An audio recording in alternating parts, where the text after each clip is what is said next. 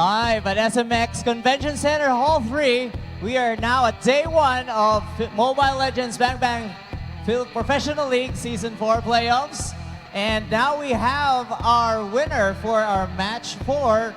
We have Geek Fam. Woo, yes, Yeah. Congratulations, guys. Congratulations, you secured your spot in the finals tomorrow. Kamusta naman kayo? Okay naman po sir. Siyempre, masaya nakakahinga na sila eh. Yung Final reaction na. nila. Relax na. Masaya. Ano naman expectation nyo bukas? Gagalingan pa rin namin yung mga gagawin sa amin. Ano bang... Yung paghahanda namin, pag-iisipan yung mga plano. Alright, there you go. And boss, ito mukhang mainit to eh. Ano bang, you have any message or something to say? Wala naman. Masaya, nakakapagod, pero medyo malungkot yung susunod naman.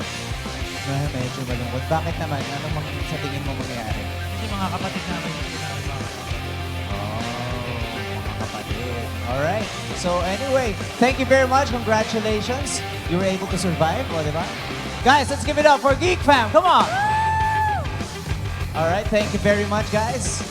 And again, inviting those people who are still here at SMX Convention Center Hall 3.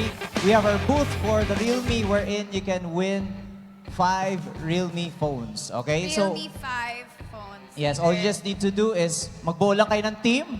Maglalaro kayo ng brawl game. So, brawl to the end or... Brawl to the end. Yes, ganun lang. Magbubuo lang kayo ng team. And of course, we still have for tomorrow. Kasi kung hindi kayo nakaabot for today, tomorrow, there will be another group. Kasi ngayon, yung overall winner for today, bukas, lalabanan nila yung another group. But you also need to be present during day 1. Yes. So you So- have to be here day 1 and day 2 to be included or to be considered as winners. That's right. Tomorrow. So yun. Ayun, shoutout sa mga nasa Realme. Ayun, oh. Ayun na! There you go. Yeah. Ang daming players dyan kanina eh. And balita ako meron daw kanina, 7 streak yung wins nila. Kaya pala parang may mga sigawan Oo. na nangyari doon kanina. Yun yung brawl na nangyayari. Oo. So, I think our players are ready. Hindi na natin patatagalin. Let's go ahead and start with our match 5.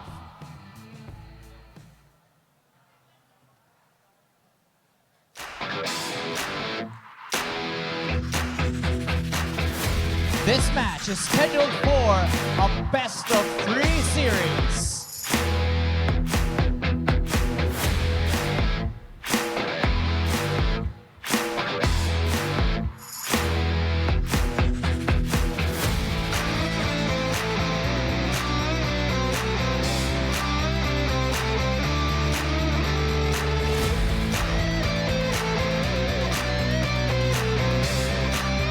Introducing our players, Tech, EJ, Rebo, Hayes, Coco, and Eugene. Let's give it up for Bren eSports.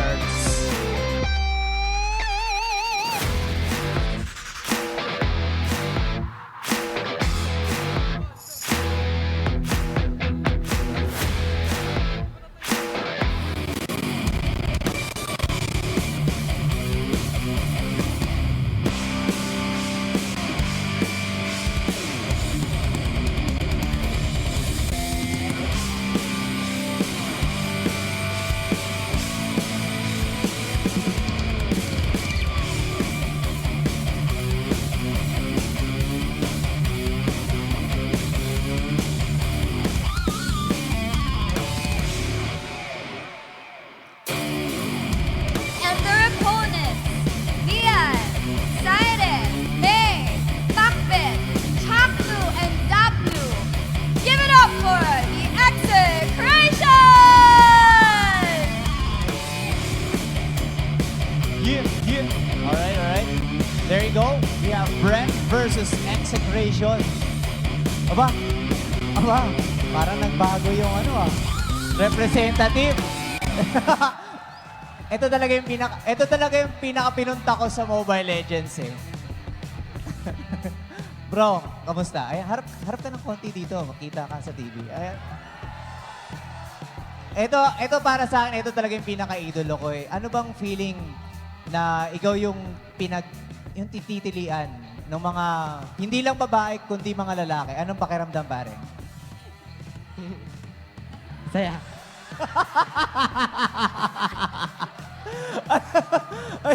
Ayusin mo. Ano yun? Ulitin mo, pare. Anong pakiramdam ng, alam mo yun, ikaw yung parang, ikaw yung inaabangan eh. Yung parang kinikilig yung mga, kung hindi lang babae, lalaki rin. Ako, kinikilig din ako sa iyo eh. Ano masasabi mo? Ano? Ulit? Ano yun? Ano yun? Ayan! Patay ka dito. Ayan, alin ka dito. Ayan. Dito ka. Ayan. Oh, ayan. Ako na lang magtatanong. Ah, Ano sige, yung feeling na lahat kami mga babae, pati na yung mga lalaki, sisigaw pangalan mo?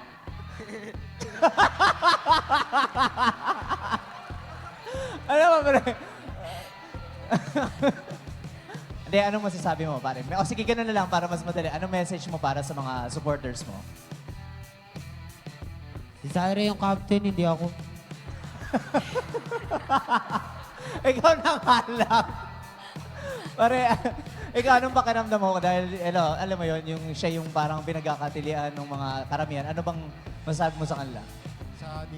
Proud ako sa kanya dahil matagal ko na din siya kakampi sa Mobile Legends. Tapos ngayon, sikat na siya. Alright, maraming salamat. Sarah? And for you guys, only one team ang makakapasa for the finals tomorrow. Ano tawag na? Sorry. Makakapag-compete in the finals tomorrow. Anong gusto nyong ibigay na message para sa Execration? Umuwi na sila. Grabe to. Ayoko ng mga ganyan, mga trash talk. Alright, sige.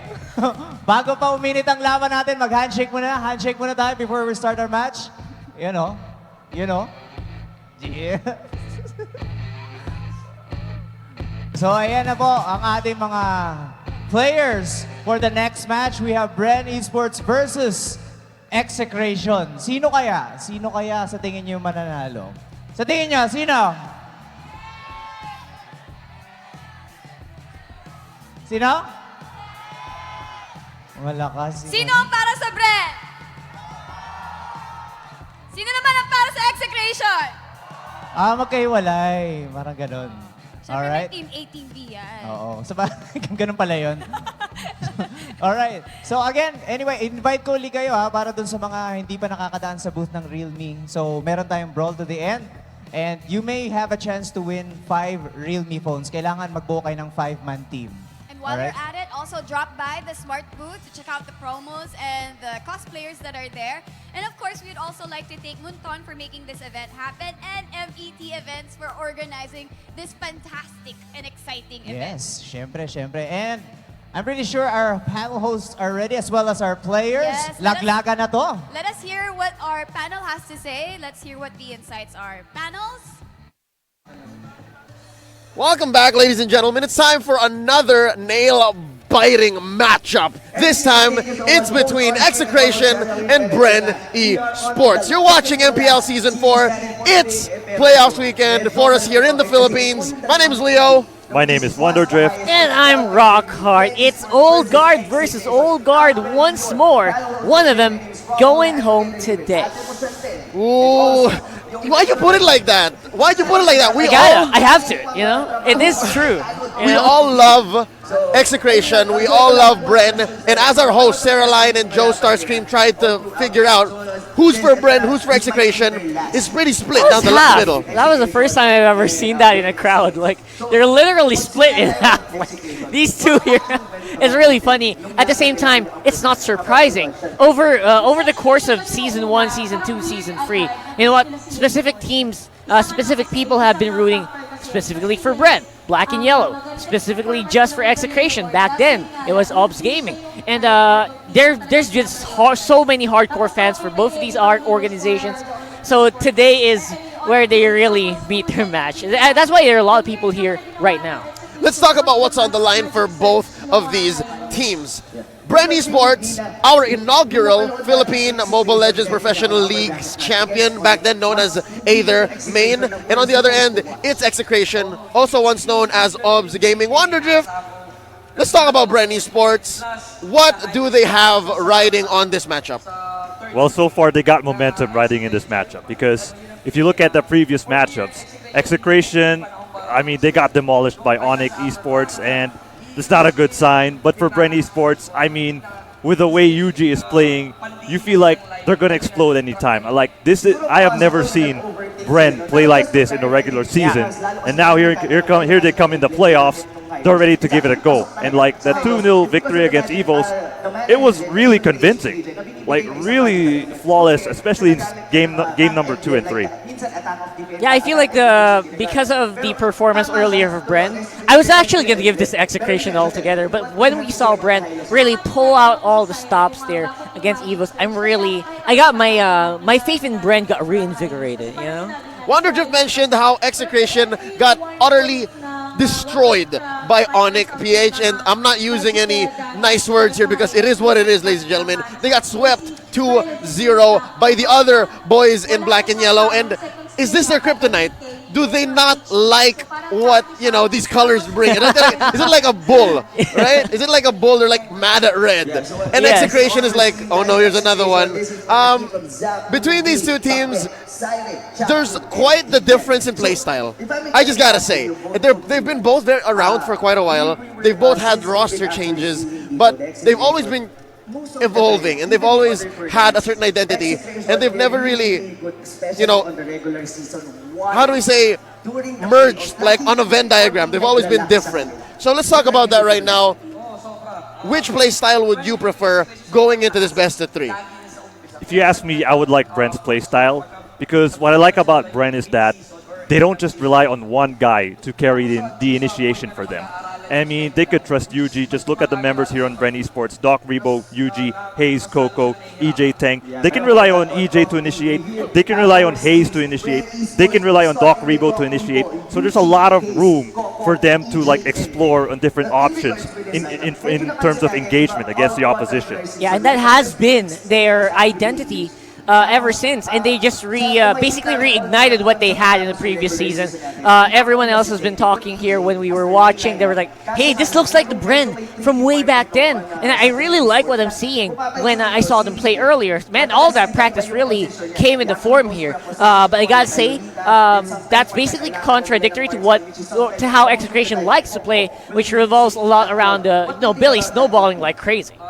You mentioned Billy, that Zapnu snowballing like crazy, but if you watch Bren's matchup against EVOS, their 3-game series, which I think is going to go down in MPL history as some of the best, both in narrative and in gameplay, Coco was actually one of the best ways for Bren to have won, right? That's and right. He brought out the Claude once more. And Claude seems to be making another comeback here in the MPL. But first off, let's talk about the brackets. Check it out. These are the games that have gone down today. First of all, Sunsparks destroyed SGD Omega. They dropped into the lower bracket. That's next. Yeah. That's next. Oh, yeah, SGD's coming back. Yeah. And then after that, it was Execration. And then Bren knocked out EVOS. Geek Fam knocked out Ownage. And this is where we find ourselves once more. Let's talk about Execration up next. What's their playstyle like, and how will this mesh against Bren eSports? So far, their playstyle is super dependent on Chaknu. Like, if Chaknu jumps in, the rest of Execration just follow up. Puckbet follows up as well. And then they also rely on, as we mentioned earlier, the snowball potential in Zapnu. And not just Zapnu, even not Chaknu, but Puckbet as well. when they try to snowball efficiently, it becomes like a nightmare for opposition. That's right. I mean, that's exactly how they do it. Again, adding Chaknu to Execration was just one of the best business moves I've ever seen for an organization do. I feel like he just put a brand new flavor into Execration, and Execration really likes revolving around that. Aside from giving a lot of farm to their carries, they rely a lot on his big playmaking swing moves to win a lot of team fights. You can rely on Chaknu with his Kufra, with his Minotaur, Grok. and his Grok. Yeah. His Lolita getting there. But then again, you also mentioned another player off of Execration besides Zapnu and Chaknu, Pakbet. Yeah, he's Mr. Consistency of Execration right there. Believe it or not, during the whole regular season, Pakbet has the highest gold net average of all the players in the league. Can you explain what that is? I mean, on the side of like Yung season kasi, mahirap talaga, marami talaga yung nagbatakay. Ito parang ito yung pinakamahirap na season para sa amin. Kaya kailangan rin namin na magpursige. Upper bracket. Ngayon kasi yung para sa akin yung roster na to mas madisiplina eh. Kasi syempre mga lahat gigil maglaro. Yung lahat gusto mag-practice. Yung parang hindi tulad ng last time na maglalaro lang kami, hindi kami nagre-ready, hindi kami nagpe-prepare. Tingin ko malaki chance namin talaga yun. Tapos, may 2 weeks pa kami preparation. Yung 2 weeks na yun talagang focus kami mag-practice. Lalo na bagong update yung ML ngayon. Maraming metang pwede na Ay, sa lahat na sumusuporta sa Execration. Obs Gaming pa namin season 1. Maraming salamat. Tsaka, mas pagbubutihan namin yung ngayong season. Gusto rin namin kasi mag-champion ngayon. Para sa akin, nakikita ko silang mas gigil manalo, tsaka ini-enjoy lang nila yung bawat laro. Kaya lang naman minsan natatal dahil sa miscoms yung ganun lang. Pero ngayon nakikita ko na kami yung maghahawak ng trophy. Ini-invite ko kayong manood sa darating na October 5 and 6 sa may SMX. Bumili kayo ng ticket para makita nyo kami. Papatawanin ko si Akno, guys.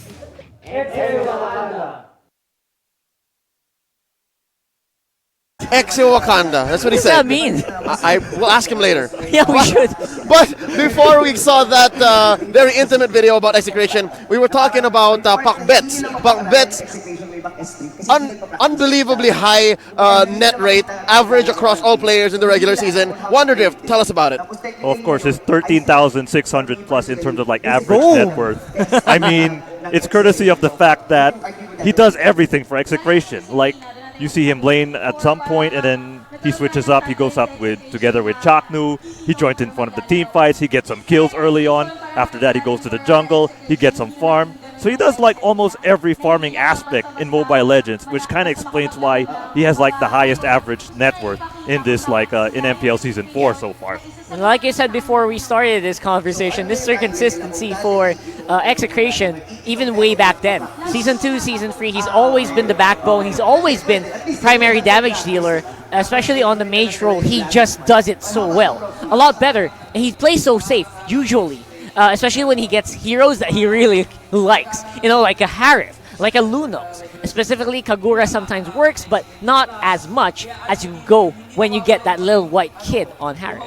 Good that you mentioned that Pakbet really takes off when he gets heroes he's comfortable with. And I think that's one of the few things that the other teams in the league have found to be one of Execration's weaknesses. Oh, yeah. If you're able to choke out Pakbet's hero pool, then he's kind of in rut, right? He's caught in a pickle, as they say. Yes. And what are these heroes? You get rid of the Lunox, sometimes Esmeralda even. If you ban these out, or you make him pick off of these heroes, like even say, you make him get a Kadita, Force him, basically. force him into weird picks, then that puts Execration in an interesting situation.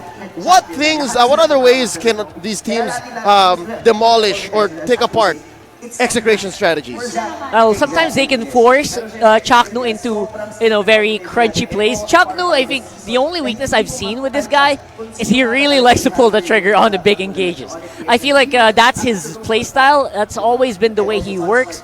It just so happens that Execration plays well around it, or plays well with it whenever he goes for something. But when he pulls off a really weird engagement, I see them really fumble. So maybe force him into weird situations, force him into a big Minoan Fury that doesn't really mean a lot. And no, that's basically one way to take him down. Wonderdrift, do you agree? If you make Chaknu do weird things at weird times, it essentially takes Execration off their footing. Yeah, it does. I mean, I've seen that earlier against ONIC, where ONIC just forced Chaknu to be in like the worst spot to initiate. Like it was happening consistently, and it was looking really bad for Execration. For Execration indeed. Like they could not find an opening at all. Like Pakbet That cannot game even was jump horrible. in. I'm like, Don't even remind them of that. Nope. They're gonna be thrown off their game. But you mentioned these specific strategies, and there was something that came up in Game 2 of their series against ONIC PH, and that was Saire on the Hylos. Right, using exactly. a magic emblem, which was That was actually supposed to be energy absorption. The other one, yeah, the one next to it. Essentially, the way to explain it is whenever you hit someone with an ability, you would or whenever you assist or kill an enemy, you would heal up a percentage of your life, turning Hylos into a chunkier boy. So that's what was supposed to happen. I'm not sure if Saire Honest mistake? yeah, maybe. saw that It's a through. mistake. But here's their way of making that mistake better, fixing it, all right? Here's the amendment. Will they pick it up though? Game 1 in the best of 3 between Execration and Bren eSports. This is a knockout round. Knockout round. Let's boys. see what happens here. Execration on the play. What do we see in Band?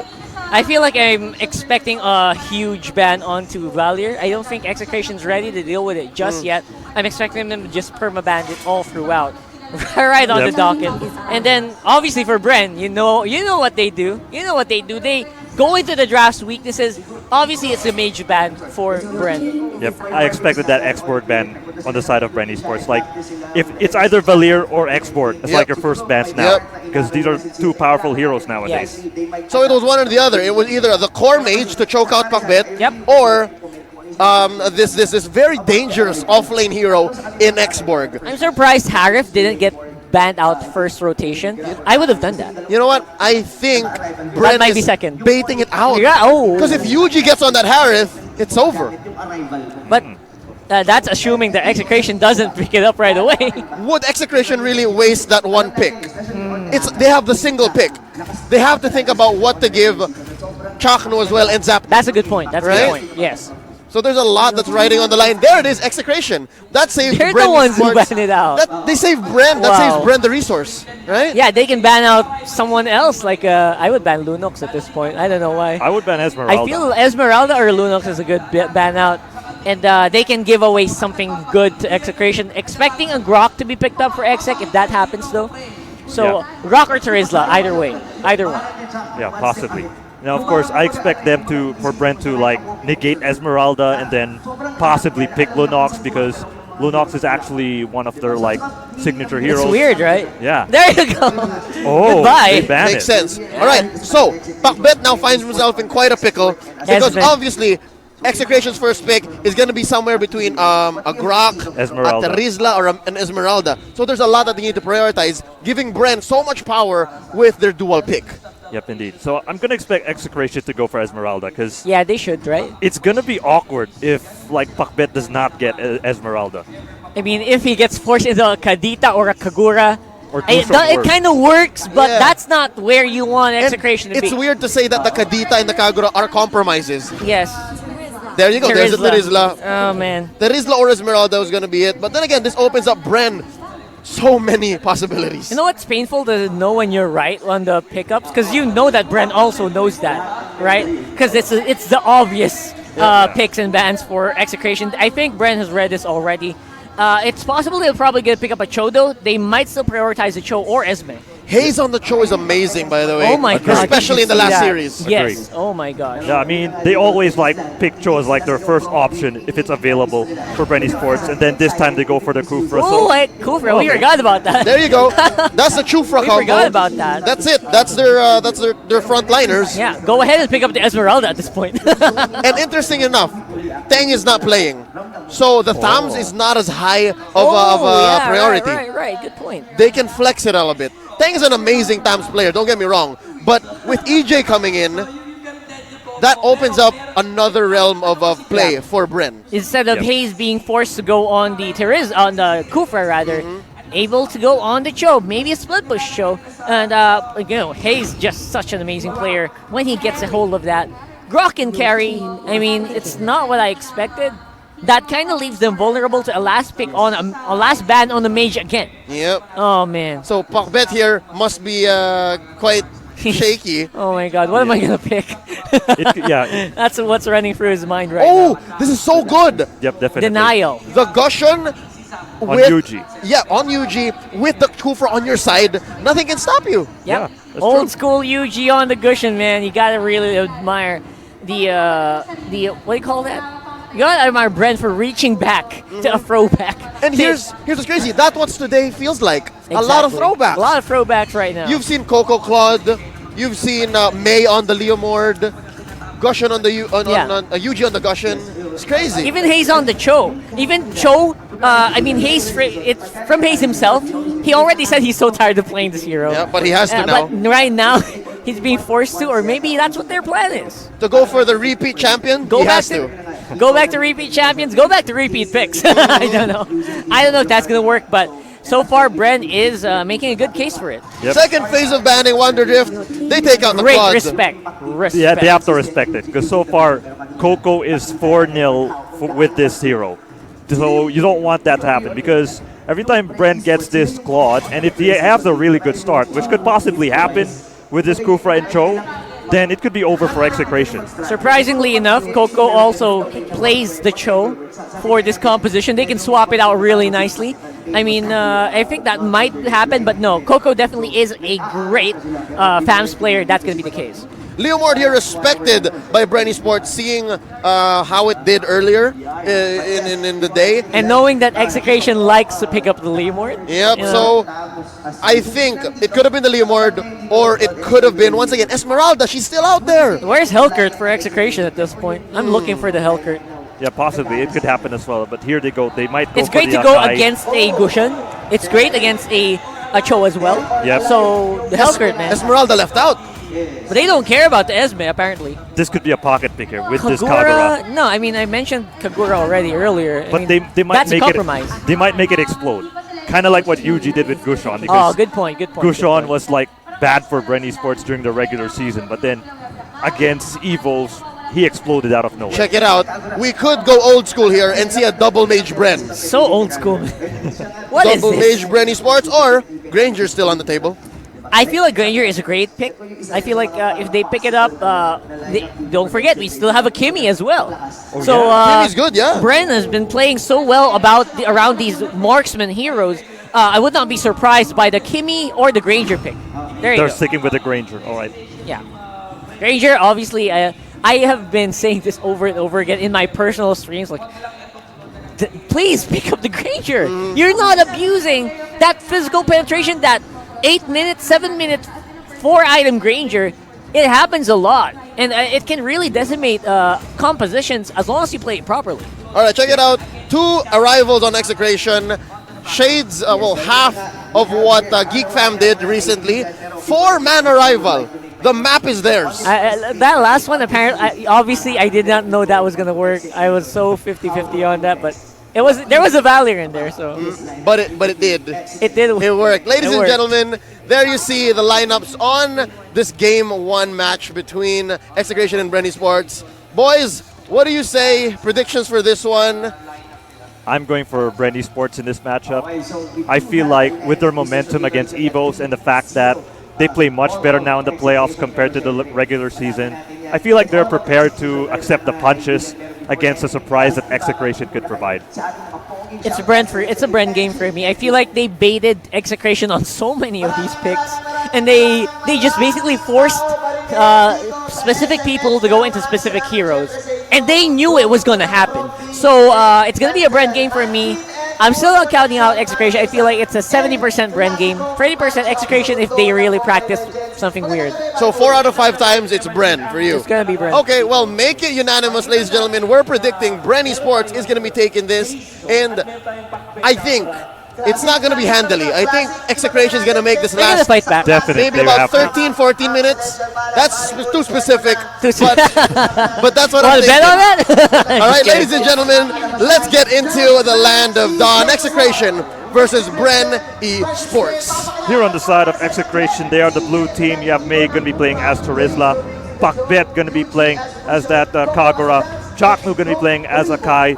Zapnu going to be playing as that carry. And you got Sire as Grok. Right now, of course, on the other side, Yuji, oh man, May getting the beating there on the execution strikes there. Very well done from the mid lane, being controlled very heavily by Execration at this point. Again, EJ, you don't really want to do that right there. He only stops the Cereza for a few moments, but right now the invade is still ongoing. Execration, they want to finish this off real quick.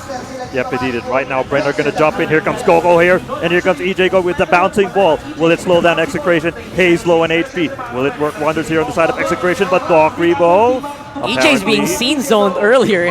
Now they finish it up. Pakbet with the first blood on the Kagura. Okay, I get why they picked Pakbet's Kagura now. Because he can go hard early. Yeah, he can. Yeah. Absolutely. I feel like Pakbet on the Kagura is a compromise, but that's not saying he never played it. He has been playing it for better part of 2 years now. So that's still a reliable option, but again, still not as powerful as when he does get those really strong mage heroes.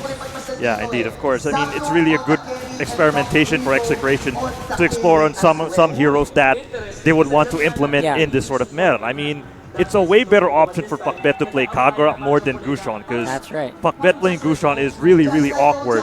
And if you're Execration, then of course a 2-0 start and you got an early kill on the side of Pakbet could actually snowball really well for them. Yeah, of course, Bren eSports running EJ on the Kufra, still doing well.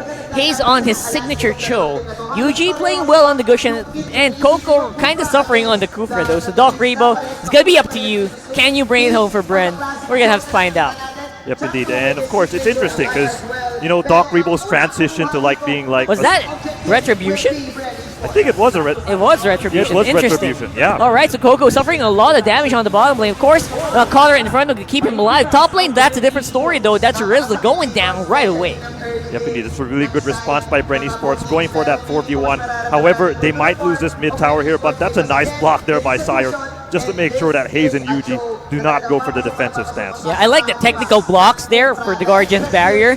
Not really using it for the kills, but more of kind of stopping and slowing down Bren on their tracks right now, though. Bren on the bottom lane. EJ Great Tyrant's Rage on the bottom side near the tower, but it's going to be a different fight around the area. Yuji cleaning that up really well. Hayes on that. Joe really doing a lot of damage. Coco goes for a chase on his Zapdo. He's level 5. It's going to be very difficult to kite away from this, and he still goes for the dive. Corner in Inferno keeps him alive, but that will be a 1-for-1. Bottom lane is really spicy, ladies and gents. Bren eSports is back in it, 5-4. They have about 1,000 gold lead.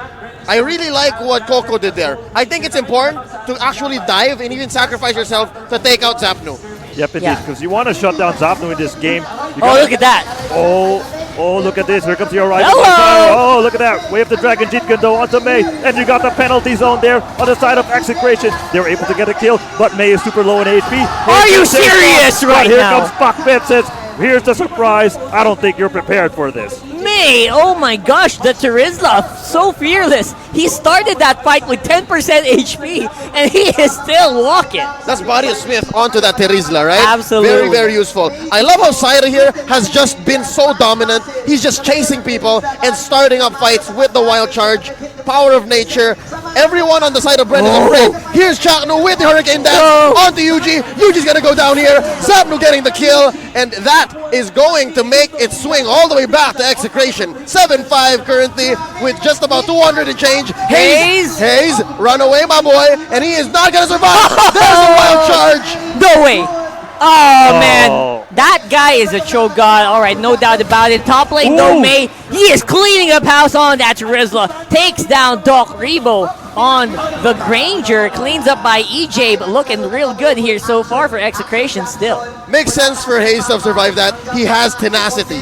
So the lower his health is, the longer he can stay alive. More defense. Yep, he's got physical and magical. Yep, so that's fine. Makes sense. Yep, it is. So far, this matchup, Execration versus Bren eSports, it's interesting because you got Zapnu versus Yuji, and so far they're having pretty solid starts. And the late game is going to be a very crucial factor for this carry and for this Gushon. Man, looking real good here. Coco, of course, very, very stable on the FAMs. Trademark FAMs for Coco is it doesn't really explode that often, but you cannot really kill it. And that's just how the way Coco plays, so conservatively. That bottom lane dive was a little bit weird, to be honest. It was out of character, but I'll take it. You know what? It was Zapnu. You need to put down the carry as well. It's what's necessary. Exactly. You have to trade. Yep, indeed. And Coco's now even cutting the wave as well. And right now here, Execration, they're going to get the turtle. And as if Yuji and Execration were able to secure the turtle. EJ going to jump in, bouncing ball into Chaknu. Here comes May, going to charge in. Chaknu is going to get slaughtered there by Doc Remo from long range. The sniper has hit. Where's the dragon? Jitin go on to May. However, May, he gets caught there by EJ. One counter attack. Here comes Bren eSports. They surprise Execration. And Coco, he doesn't really seem to care. Coco's sanity is alive. Did you see how well played around that penalty zone and then going right back in after the proc was already used up? And you know what? Execration didn't expect they would all dodge that. And again, because of that, Bren getting a pretty solid lead here around the tempo on the map. Yep, indeed. And this is looking scary now for Execration because Coco is actually slowly getting online now. Like, he's actually pretty quiet, but he's actually slowly getting better in this matchup. I mean, if it complements Yuji and Doc Rebo, it could be a nightmare for Execration. Check it out, Coco now finally rotating, leaving top lane. He spent the good part of about 2 minutes there, and he's now leaving it to Yuji, who needs a little bit of farm. Yuji, though, sitting at 3-1-3 with that mystery shop, is going to go well towards getting his items. But check it out, penalty zone underneath the turret. Again. Hayes missing just barely to get 3 people into that tower. They're going to disengage. You know what, Bren? It's funny, Bren eSports focusing a lot on this Terizla. Not really paying a lot of attention to the Zapnu right now. And Zapnu sitting at 4-1-1? Yes. What is happening? And right now, though, we'll have to find out as a wall charge being used by Siren right there. Coco in the middle of the fight. Connor and Further activated. Gonna be chased up by Zapnu. Oh my god, that proc from the passive just hurts so much. Right now you can see that Coco gets slaughtered there, but that's going to be used now. EJ going to go next, chased on by May. Here comes Hayes. He's actually overextending though, trying to go for the combo, but he gets caught by Zapnu. That's already 2 crucial kills by Zapnu, and he could go for more against Yuji, but Yuji was able to survive the skin of his teeth. Doc Rebo looks like he was a little late to the party. Zapnu forces the Purify, and the last proc blows up Yuji on the cushion. Right now, Doc Rebo super low in HP. The damage by Styre is already too much, though. Power of Nature is going to give the doctor his own medicine. Oh, man. Wow, that play from Execration. I mean, that was a lot of plays, but I'm surprised there's only a 1K advantage. Of course, they will get a turtle from that. It just goes to show what kind of plays Execration does, right? They like to play really scrappy, and they get ahead because of that. It was so weird, so awkward, but they make it work. Yeah. Check it out, underneath his own turret, wild charge by Saire, hitting Coco, and they are just going to clear the wave here. Up top though, it is May and the Pakbet pushing that tower in. Bren is kind of trapped in their own side. That's right, Bren looking like they're starting to retreat back onto the jungle area. And I gotta say, that's very much justified, because Chakno is just on the hunt here on the Akai, just presses Hurricane Dance to whoever he can find.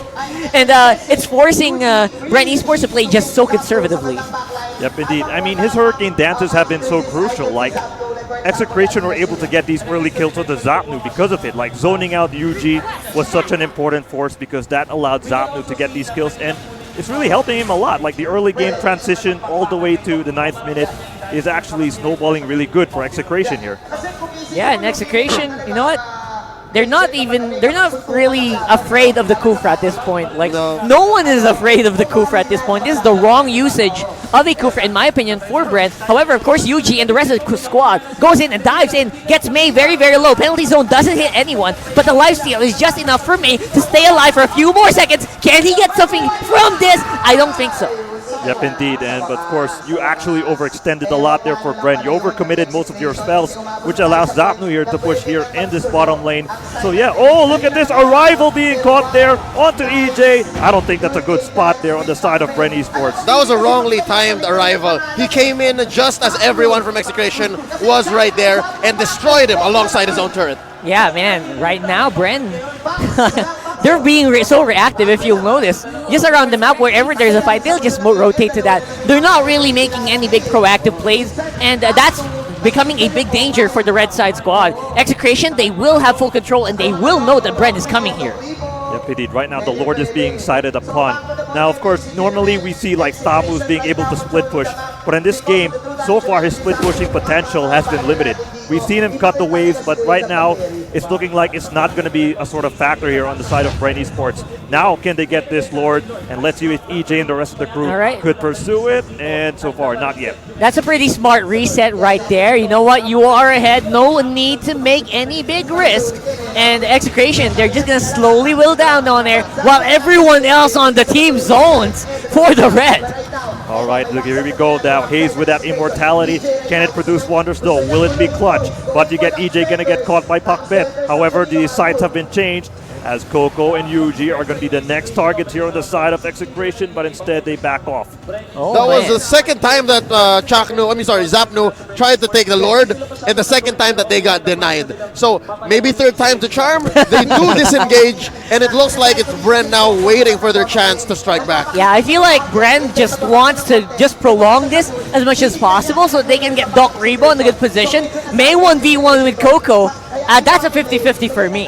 Yep, definitely. I mean, of course, May's got the damages abilities. However, wild charge onto Yuji. And so far, not going to produce any results. I mean, of course, these two teams have already realized that the power spikes are actually getting online, but Yuji's going to get caught. Oh my gosh. They bit off so much more than they can chew on that last one. And now it's a 4v5. I think first time's the charm, my friend. All right, here we go. The Lord already being taken here on the side of Execration. Hayes and EJ, can they produce a miracle here?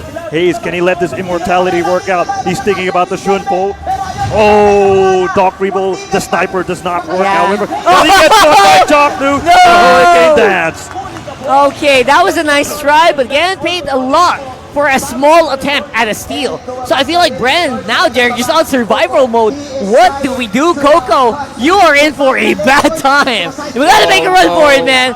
Make a run for it. Not looking good for Coco here. There's 4 members of Execration chasing him. He's gonna go down here. Chaknu making sure he stays put. Zapnu gets the kill. Ladies and gentlemen, Billy is in the building. Yeah, right now, Zapnu not afraid at all. Feeling so confident on, of course, that very farmed carry. And May on the top side, you know what? He's so farmed up as well. Jacked up as a Terizla can be at this point. Yep, 7,000 gold lead now is what Execration has over Bren eSports, sitting at 17 and 10. They are going to go ahead and penetrate up top. It looks like they are going to be using Hurricane Dance aggressively here in their own base. Hayes gets hit by the penalty zone. He's going to try to survive. Is he going to go down? Yes, he is. Alongside this turret, Zapnu gets EJ as well. They are now just counting down to midnight. Man, Bren eSports, can they defend against this? This is so unlikely. I think this might be it, and it will be. No. Arrival for nothing. Bren eSports falls to Execration on game 1. Wow, that was just really good on the side of Execration. In that previous matchup against ONIC, I did not see them exist at all. Here, they've already shown some sort of life, and they were able to do it against one of the hottest teams so far in the playoffs against Bren eSports in a really convincing mid to late game finish. For the first time, we got stumped. Absolutely. Doc Rebo, what happened to the Granger? I did not feel a Granger at all in that game. Signs of life were coming in from Bren up until about the 8-minute mark, and then from there it's over. I mean, 7 and 30. 7 and 30, and from there, it was all Execration. Yep. And the first time we saw Execration finally smiling. That's really fun to watch. At the same time, you know what, Bren? We've been here before, haven't we? Season 3 especially. Season 2 has been happening. This has been happening as well. So I'm not super shaken yet by this. I feel like Bren still has something here in this game. But I did not expect that it come from Execration to win. And in such dominant fashion, right? In a dominant fashion. I feel like a lot of that revolved around a very good usage of the Terizla for May, right? And he's MVP for that. And Bren putting so much resources into taking down May. Wrong target selection. Yeah, agree. I mean, of course, they wasted a lot of their abilities onto May. They didn't realize that Zapnu is actually in the other lanes just destroying whatever is left on the side of Bren eSports. So it was really a difficult spot for them. Like they tried to go for the C halberd at the very end. I saw it on Coco, but it was already too late. Like, Execration already has the damage outburst to make sure that your Cotterant Inferno and your C halberd might not be enough in this matchup. and enough it wasn't. Ladies and gentlemen, Execration is ahead of Bren eSports right now, 1-0, and the next games for Bren are do or die. And imagine the pressure that they are under. Yeah, I feel like it's gonna be so weird to not see Bren like on the upper bracket, or at least on the finals, or at least on the upper bracket. And day 2, no Bren. That's weird for me. Regardless, I think this is still good for Bren eSports. This is something to be proud of. Why? Because despite all of the changes, despite everything that happened to them in the past 6 months, they're still here in the playoffs, and they're still fighting for their spot. Agreed. I guess I gotta agree with that. I agree with you, because like the regular season, they were looking, yeah, they took the 5th seed, but there were times they were looking pretty shaky. Like they could not replicate the Bren of old during the regular season, but then you realize that, oh, they're able to produce some decent results in the playoff rounds. I was kind of worried against EVOS, because EVOS is like the game plan that could potentially shut down Bren. Look at the focus of Bren eSports on the top lane there, on to May. I feel like that's just so out of proportion. These guys are mad at this guy. Yeah, they saw his life bar was small and they thought this is the right target. Not really. I mean, it's instinctive. Yeah. It's easy to think that way. But then again, they're playing the games. They're the ones holding the phones. They're the ones who are fighting for their life here. And ladies and gentlemen, Execration just did it better in this first game. Yeah, look at Zapnu in this one, just dancing around everyone, hitting anyone that he gets into contact with. Even Hayes, a nice try for the kick onto Zapnu, but I think he just accidentally pressed on Pakbet at that point. So, I don't know. He was right there. He was going for the carry, but again, target selection. Yep. And to think that the Kagura we thought was a compromise, but it worked out so well. Because early game, in the first 5 minutes, oh no, watch out for Pakbet. After that, Zapnu is just going to start wiping. Check it out, ladies and gentlemen, 9-1-4.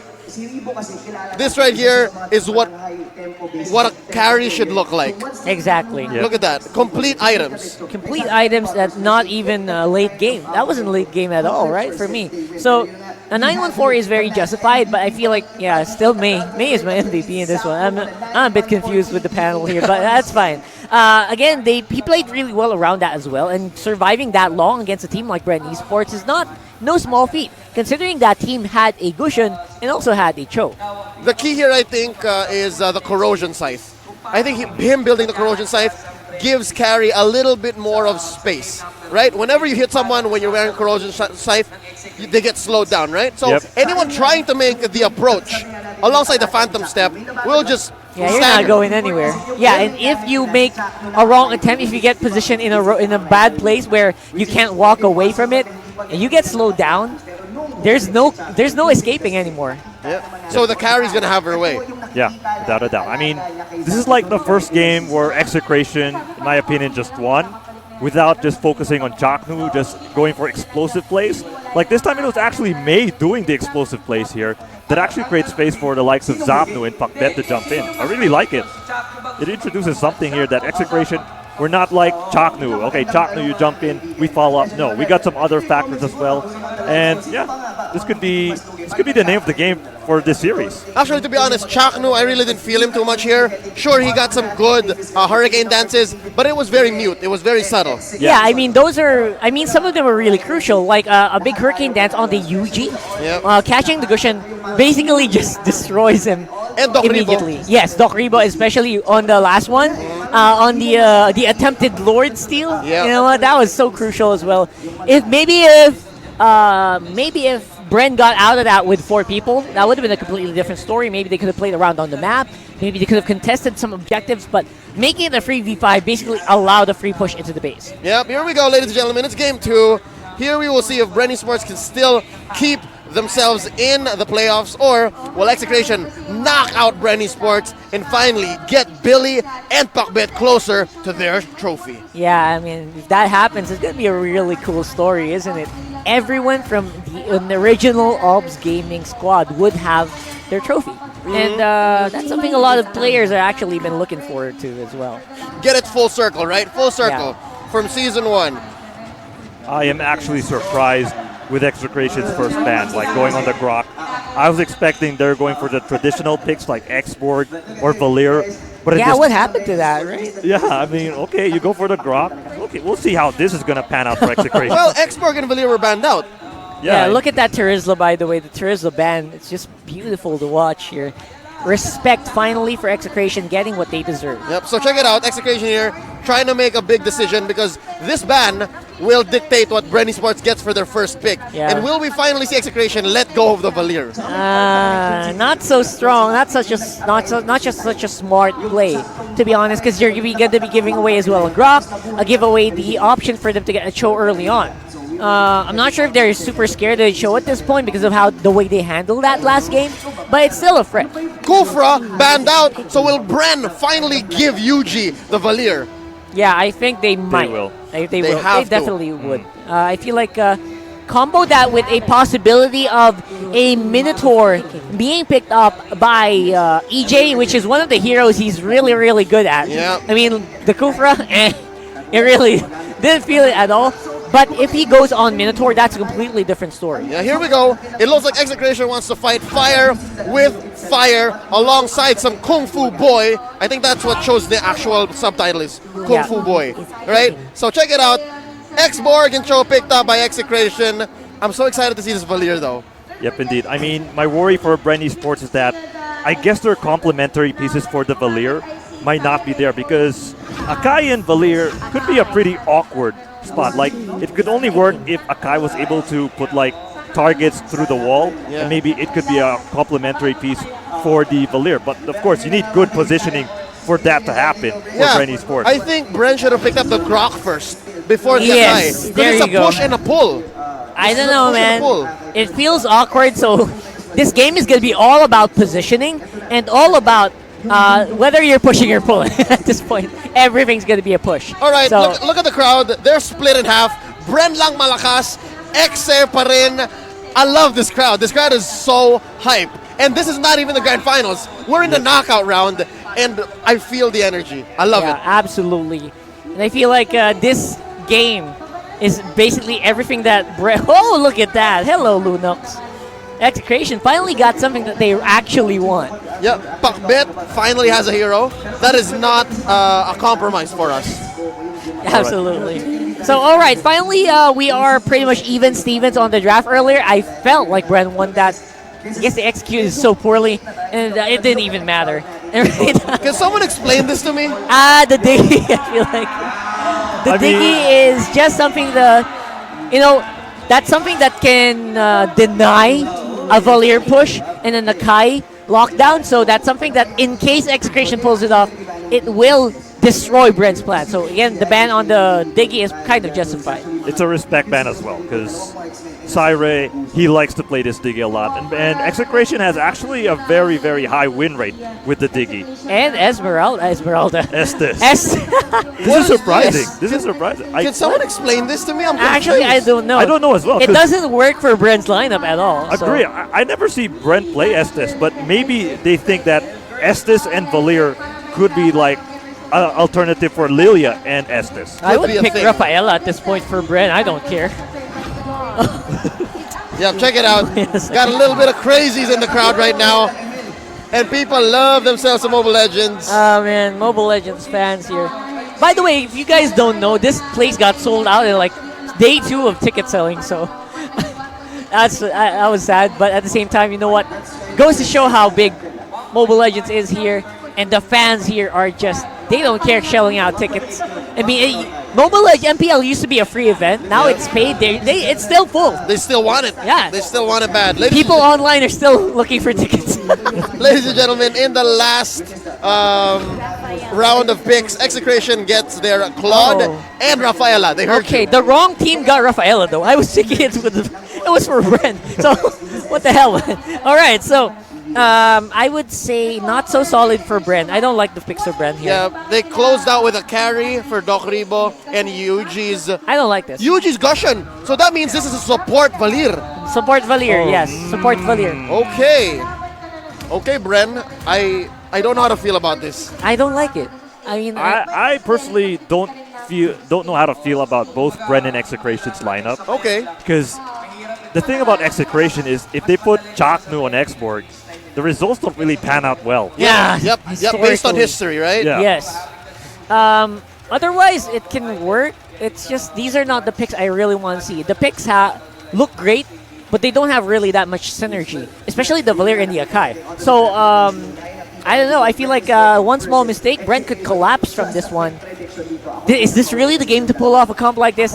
No, it's not. Okay, that's a very heavy statement, but I just need you to close it off for us. What's your prediction? I'm predicting an Execration game for this one, just because of how well Execration drafted on the counter, and getting the comfort picks is very big for me for a team like Execration. If Execration does that, they play so well. It's so streamlined compared to just getting picks that are meta worthy, but they're not really comfort picks for the players. Okay, Rockhard says Execration, Wonderdrift, what say you? I'm still really thinking about it. Like, depending on who's gonna play Cho, is it really Mei? Like, am I really seriously going to buy onto Mei playing as Cho? I mean, Zapnu, sure, I could buy into that, but perhaps I'm going for Execration as well. I feel like Zapnu with this Claude could actually, go online and then maybe capitalize on the pure damage by Chaknu's export. So yeah, Execration. All right, you know what? Let's just go with the gamble here. I'm gonna stay with Bren. I want to see what Hayes does with this Valir, and of course, it's not like they all had like bad picks individually. They're all good heroes, so they can still make something happen here.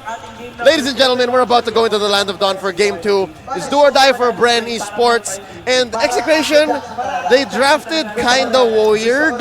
It's really weird for me, but I like it. It's comfort heroes. Yeah. That's what Execration wants. Yeah, so and it's comfort heroes that can allow them to go aggressive. That's right. And that's how they won Game 1. Yeah. Yep. Watch out for Chaknu on this one. He's gonna go real nuts on this. Because I feel like Xborg has been put in a really good spot considering the comp that they have with the healing.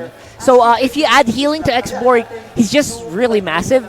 It's weird that they banned out the SS. SS would have been great with this comp, but no, Raphael is kind of okay. Yeah, holy healing is okay. And then the baptism, I think that's what really makes the difference here. The stuns on the baptism. Yeah, lock everyone down for the big explosion, the grand finale on the last Insanity. And you're pretty locked. That's a 4v5 already. Yeah. Ladies and gentlemen, we're just waiting to go into the Land of Dawn. We here at the caster's table, the predicted Execration. I said Bren Esports. Let's see what Hayes here could do with this very, very ban-worthy hero of Valir.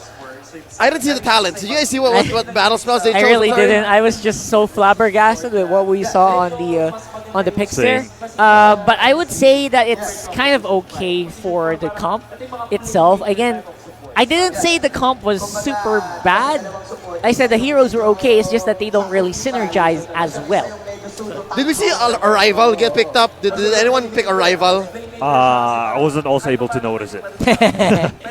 We can see it on the game itself. We'll probably see it Yeah, later I mean, on. it's nicer now. I mean, ladies and gentlemen, we here are still getting used to the arrival animations. And Yeah. it's happened so fast. It happens so fast. Like, it flashes for like 1 second, then disappears. Then you're going to be surprised, like, whoa, there's a hero here. You know, I mean, it's a very faint animation. I feel like it should be more like, it should be like a bigger one. But either way, I feel like Arrival is just so strong right now. Agreed. It's like Sprint basically now, right? Because of the move speed that you get after you Arriving, arrive. yes. So I feel like it's such an OP pick. It basically doubles as a sprint when you want to go for the engage. It's just that it just lacks on the disengage factor. But the thing is, you can also use Arrival to disengage, run from a fight. You know what? Go into a bush, then teleport right away. Then they won't know if you walked, or they won't know if you just teleported. So Arrival's still pretty good overall. Yeah, and it's actually a battle spell that kind of makes everything extremely action-packed nowadays, because obviously it could be like a 5v5 or a 5v4 brawl immediately early on because of the fact that you got that Arrival battle spell, because before it's like 3v1s or 3v2s, and now we could see some early 5v4s because of the impact of this ability. And that's what makes this spell so relevant for Execration. We know them as the 4 protect 1 or 4 and 1 composition kind of team, right? You let Zapnu do his own thing. But with the existence of a rival, you have a global presence. Yeah. So I see them making the most of this in this game as well, especially with Chaknu on that X-Borg. It's going to be something that's going to be interesting.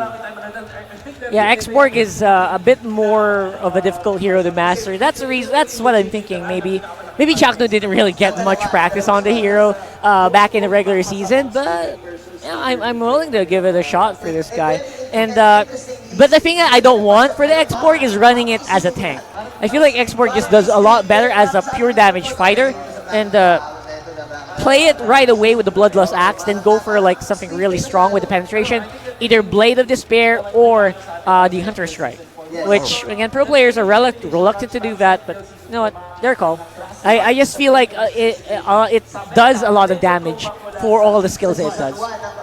That is so not Chakno, you know. Not Chakno at all. Blade of Despair. That's what I'm saying. I'm guessing he'd go Bloodlust Axe and then Queen's Wings. That might be what he goes for. That would be way better for Chakno. I mean, it gives you damage, some additional survivability. Yeah, perhaps he could go for that route as well. And you know what? It's fine. It's fine for the meantime. I feel like we have seen like in the previous regular season, like teams run almost a 0 tank comp. Maybe if he does it, you know, fingers crossed. I think those days are past us. Yeah, way past those. People are now slowly going back into double mage and double tank, and I feel comfortable knowing that. It's just much better. Yeah, it does. I think the only time that we did see a good support lineup is with ONIC earlier, right? I think that's the only one that worked. Otherwise, it's still a 50% win rate, I think, at this point for comps that have a Rafaela or an Estes on it. As we wait for the game to begin, I think we need to talk about what's going on in these players' minds. I asked you this question earlier before Game 1, and now that we are currently waiting for Bren to either make it or break it, what's going on in their minds? They could potentially lose this game and get knocked out.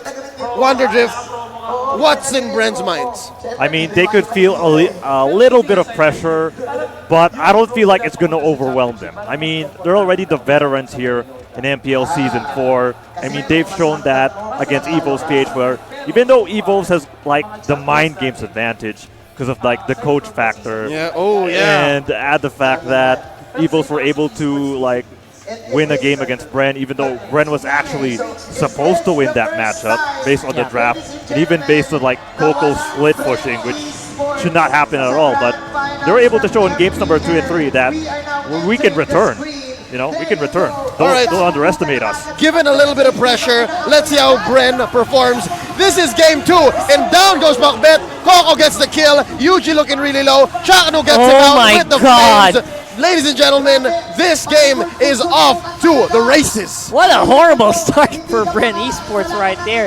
Again, a lot of damage being output by an X-Borg. That's a big reason why I really want to get that hero into a damage dealing capacity, because he does so well in the early game, and then you can make it into the mid game with a huge advantage already on your team.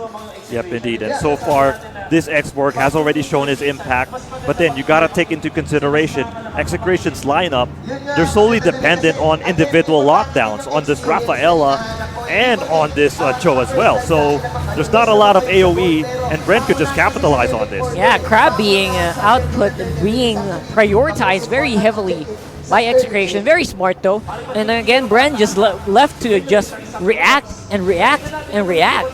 Man, are we looking at the first loss for a Valir? Right now, Siren will try to keep everyone alive, but looks like it's gonna be working. Coco tried to see if he can get at least a 1-for-1, but looks like that's not gonna be the case. Yep, indeed. And so far, Coco is actually moving around here with the rest of the members for Bren Esports. I'm not sure if this is really like a sort of game plan you want to do if you're Bren Esports with this Tamus, because normally you want him to go for like the solo off lane, trying to get his farm rate up. But in this case, I mean, sure, Bren could explore, and let's see how it's gonna pan out for the side of Bren. Yeah, Bren now being basically forced to play catch up here, as once more Zapnu playing around that bottom side. Oh, gonna be taken care of there. A bit of a weird positioning, but you know what? I'll take it. Yeah, I mean, so far Yuji has been very consistent with his Gushon play. In game number 1, we've seen it, and we could actually potentially see it here in this game because of the fact that it was able to get a kill onto Zapnu, and if it further aggravates, then Execration could actually suffer the consequences of this Yuji play. Yeah, right now it looks like Yuji trying to see if he can make something happen here. The double mage lineup for Bren might actually do something, but that's not happening here at this point. Again, Export, one of those heroes that really likes the early turtle right now, though. Not going to be the case. Chakno with the last insanity gets out the Akai, gets another one. Pakbet being a huge threat. And now the kickback. Oh, what a clean fight from Execration. That's 3 for nil. Ladies and gentlemen, Hayes' Valir is not performing to what we expected it to. What is happening right now? Doc Rebo, again, trying to see if he can go online and get some damage in. But looks like not going to be the case. First tower in the mid lane will fall. And Execration, they want that turtle as well. That's an odd rotation for Doc Rebo. He saw that there's a fight there. I think it would be better if he just stepped away. That's right. He needs the farm. Yeah, and EJ on the Akai is absorbing a lot of damage right off the bat. I don't think that's going to be very helpful. Forces him to back off, but looks like he'll going to get it by UG finally. Bren eSports looking like they are, they still have a plan here in this game. Oh, EJ going for the Hurricane Dance though. This could be bad for Pakbet. He's going to get slaughtered. Incandescence played by UG. And that's the sort of momentum that Bren eSports desperately needs in this matchup. Oh man, Bren here looking like they are still pretty much in fighting form, but the thing is, what is the plan here? Do you actually just want to keep going for the two-man rotations, and then that's gonna happen? What the heck, May? Great play on that choke. That's actually a very crucial play there by Execration.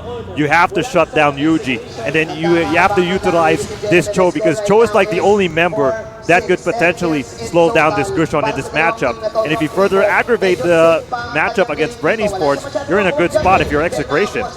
Yeah, right now. Oh, look at that. EJ trying to see if he can catch Siren. Siren being forced to use that Purify. Chocno with the damage from the last insanity. He is actually on a killing spree and will be able to walk away unscathed there. Even Pakbet, though, he wants to see if he can clean up house here. He's going to be off and just trying to back off, but this is not working out the way Bren thought it would. Chaknu is doing well as his X-Borg.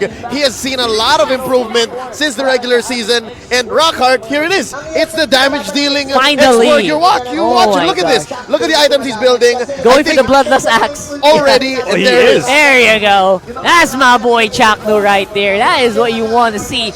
And now, Execration, they are in a better position than ever before against Bren eSports. I think we're going to see a pretty big fight here around the turtle area. Yep, indeed. Right now, this turtle going to be contested. EJ going to position himself. However, Zapnu going to get chased here by Coco. Yuji going to jump in, but here comes Sire. Sire providing Look at this Rafaela right there. She's actually very confident indeed, but of course the other members here on the side of Execration intimidating Bren eSports. Nothing really happening. This is also how you really want to play the X-Borg. Every time Last Insanity is available, you'll use it, no matter what. You'll get so much value from that skill. Has such a low cooldown as well. Oh, 1v1 in the middle, plus the turtle fight. Ladies and gentlemen, fire everywhere. There's fire everywhere. May going 1v1 against Coco, and it looks like May is going to disengage. I just got a note here. Saire has 100% participation in the 6-minute match. That is amazing. Wow. That is how you play a Rafaela right there. Again, so confident. He was basically acting as a tank as well in some of those fights, and he was still not taken out. Yep, indeed. So far, his impact in this matchup has been heavily felt. Oh, Order of Brilliance! And to the last insanity there by Chaknu. EJ going for the Hurricane Dance, but will it work wonders though? But Chaknu, he's still alive, dishing out a lot of damage. And Yuji, there's nowhere else for him to go. Execration with these monstrous kills against Bren eSports. 5,000 gold lead at 6.5 minutes. Execration, man.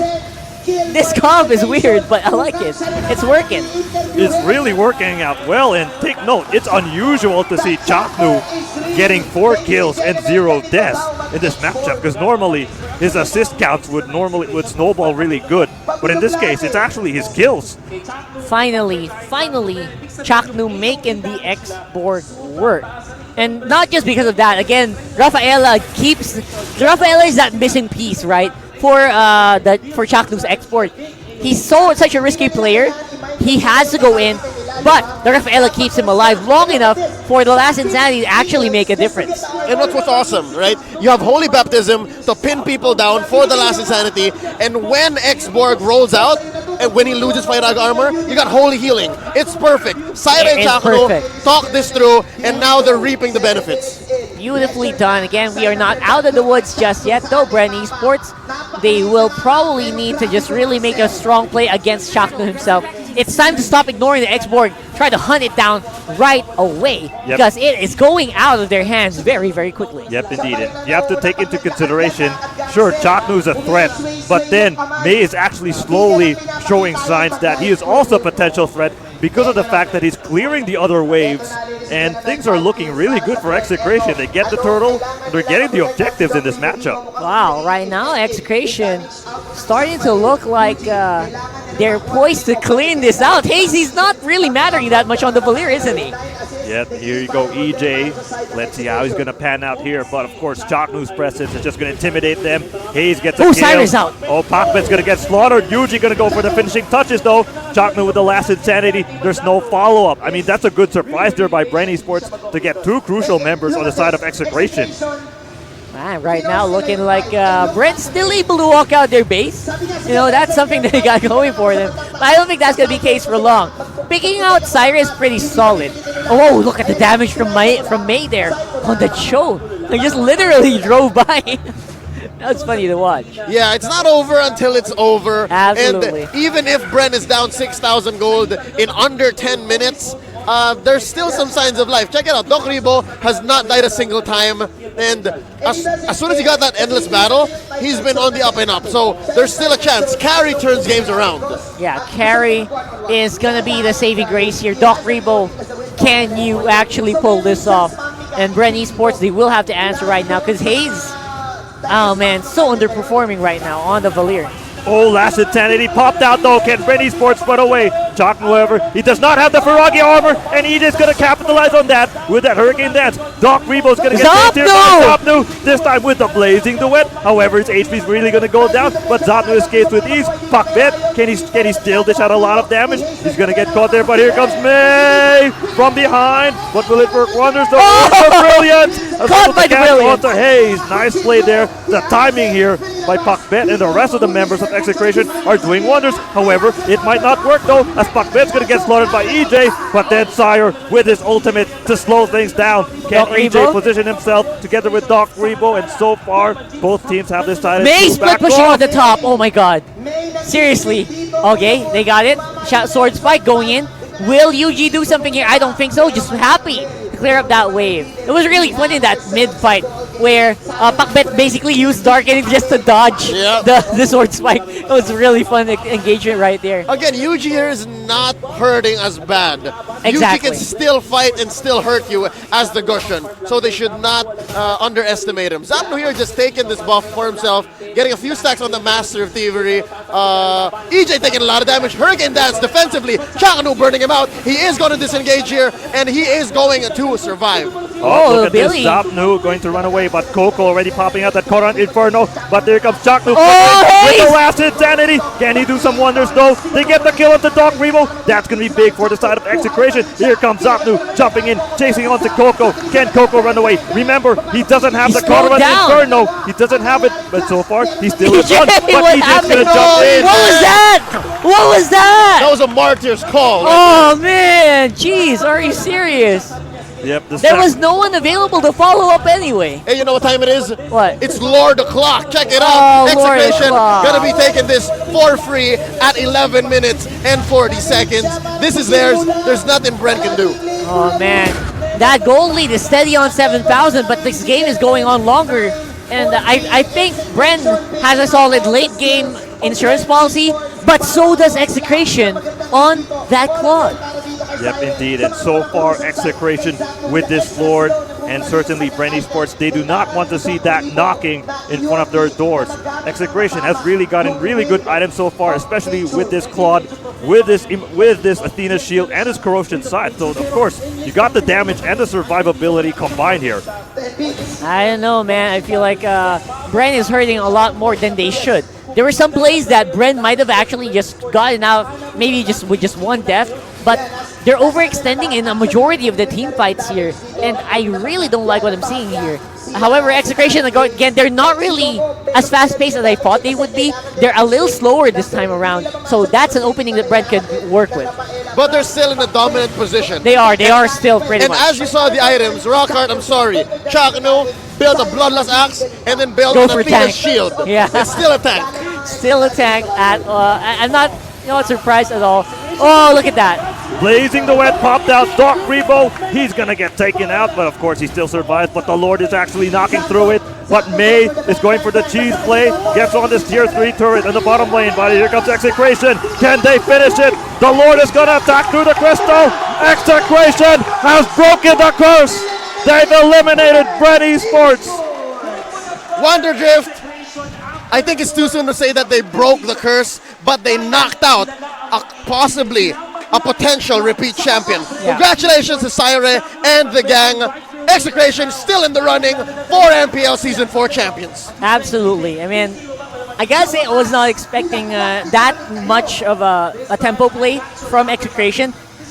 Expecting a very long drawn-out game where I would, maybe Doc Rebo could maybe make a case on the carry, but that wasn't the case here. Yeah, I mean, so far I'm really impressed with the execution here on the side of Execration, because as history has shown, normally Chaknu with X-Borg is not really a good complementary piece. But then, of course, some certain itemizations, as well as the presence of Syre with that Rafaela, was actually enough. I mean, that was, in fact, the missing piece for the side of Chaknu when he plays X-Borg, and it worked out well. I think it was a change in play style and not mindset. He played very well, but it was still the classic Chaknu, just better. And I think that's what they were talking about in the video earlier, right? They had 2 weeks to practice, and I think that was one of the things that Chaknu worked out. The crowd is going crazy here at SMX, and they've done it. Execration are still here. They still can win this title. That's right. Again, Execration looking like they're this is coming out strong. They got 0-2, they come out with a 2-0. You know what? That's going to do wonders for their spirit in the coming day on the finals. Yeah, take note, the opposition wasn't easy. I mean, sure, Bren eSports is like 5th so far in the tournament, but of course, the fact that they're able to destroy or defeat like one of the most polished teams so far in MPL Season 4 is a very impressive feat here on the side of Execration. We're going to be seeing the highlights in just a bit, and we'll see how Execration actually executed this interesting lineup wherein all the heroes are just like individually okay or strong, except for that one combo, that Chaknu and the Syre combo of the Rafaela and the X-Borg. I think that was really the one that made it happen here. Yeah, again, I feel like the Rafaela was the missing ingredient, like I said earlier. Bren had great picks, but a lot of counter synergies, especially when you get the Valier very, very low already before the fight even starts, which has been the case over and over again. Not necessarily people diving on him right away, but being burned by the flames of Chaknu. Hayes here played a very odd Valier. Yeah, I just gotta say. Yeah, Hayes had a pretty odd game. Yuji had a really difficult game. Oh man, this is the first time in the playoffs where Yuji kind of struggled with the Gushon, because like against EVOS he was doing well. In game number 1 he's doing pretty okay. He was still Mr. Consistent, but here in game number 2, I mean the 4 deaths, that was too much already for Yuji Honestly, in this matchup. Yeah, that was a hard ask for Mr. Consistency right there. It was very difficult for him to really keep that team afloat with the plays that he was doing on the Gushon. Because that was all that was happening for Bren right there. Just the Gushon plays. Yeah, and that's what I was saying. And even though it was all that they were holding on to, right? Gushon, Yuji's Gushon, he was still dying. He had a very messy record. I saw at some point he was sitting at 4-4-1. And that's not the kind of record you want on a Gushon when you're behind. Right. So given how well Gushon has been performing for other teams like ONIC, right now, all we can say is Bren, we'll see you next season, right? We'll see you next season. Check it out. Here's the highlights of the previous game. And this is that big start, right? that was just we weren't even done introducing ourselves. The game itself, they really wanted to get the kills. Like I said, a horrible start for Bren. I mean, there was nowhere else to go but down there. I mean, they were fighting a lot of the times, but their damage output was just minuscule compared to what Execration had on the X-Borg, considering it's also a very, very strong X-Borg at this point, with the help of a Rafaela. Yep, indeed. And take note, Execration, they don't have the AoE like crowd control, but they got the AoE damage in this matchup. Like, of course, you got the last Insanity, you have the Blazing Duet, and you also see the synergy alongside the Order of Brilliance. It's also the reason why they were able to like have a smooth sailing in the early game against Bren eSports. Yeah, it's a shame I didn't see that last Insanity Blazing Duet combo happen. I've seen that before, but didn't see it today, and that's fine. Execration, they had to jump through some pretty solid hoops as well to put Bren on the ground. Commit for these guys. Check it out. Here is your MVP. I don't think it's an understatement when we say X-Borg, Chaknu here, carried this game too. Agree. I mean, normally we see Chaknu as like the playmaker, but at the start of the game, Chaknu transitioned from playmaker to mass murderer now. Yeah, exactly. I did not see that. Arson. Yeah, arsonist. Yeah. I did not expect Chaknu to deploy something like this. And so far, it's looking like the new dynamic here for Execration is actually working well for them. Yeah, I feel like Execration, I've been talking over and over again about this. Execration really got like a really huge blessing with picking up Chaknu here. Honestly, the X-Borg could have been stymied a little bit with some pretty solid picks. Again, we're looking for the Grok. That didn't happen. It got played around in the draft, right? So it's a shame. If this was not Nakai, maybe if it was a Minotaur, might have been a different story. Correct me if I'm wrong. Was it Bren or Execration who banned the Estes? It was Bren. It was Bren. Okay. All right. I think Bren knew what was going on. Yeah, they knew. Because if you picked up the Estes, Chaknu wouldn't have been as efficient. That's true. That's right. True. That's we true. gotta give them the benefit of the doubt that that's what they were thinking. Because if they did get the Estes, this whole first 5 minutes of Chaknu just going around the map, wrecking house, could have been stopped. Yeah, but maybe, you know what, they just got countered there.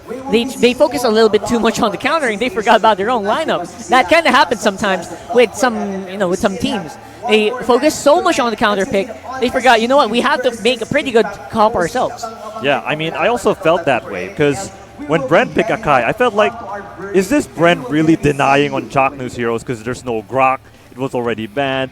So, of course, there's a lot of room here on the side of Bren, for the side of like Execration, to not have the opportunity to get Akai. But in this case, they're able to show we don't need Chaknu's Akai, we don't need the Grok, and he can still dish out some sort of like wonderful ideas and produce like dividends here on the side of Execration. The dream lives on, ladies and gentlemen. Execration is going to make it into day 2. With that being said, we'll be going into a quick break. When we come back, it's going to be Geek Fam versus SGD Omega. Once more, my name is Leo. My name is Wonderdrift. And I'm Rockhart. MPL Season 4 playoffs continues after this. Shh. When you gaze into the abyss gazes back.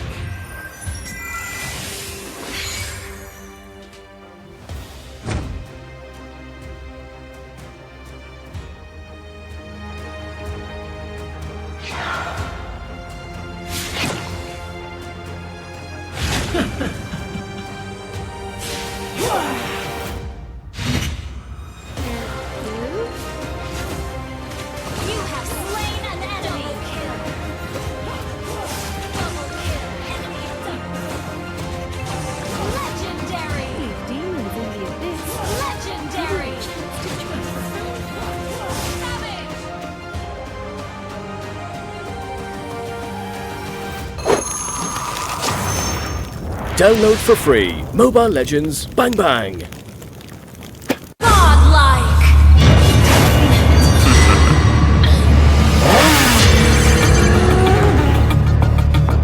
Sinong may atraso? Sino ang may kasalanan? Sino ang kontrabida?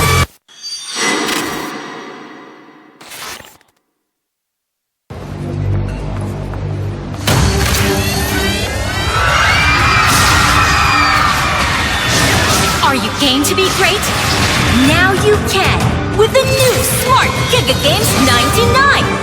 Get 1 gig data all day, every day, for Mobile Legends and more. Game to be great with Smart Giga Games 99.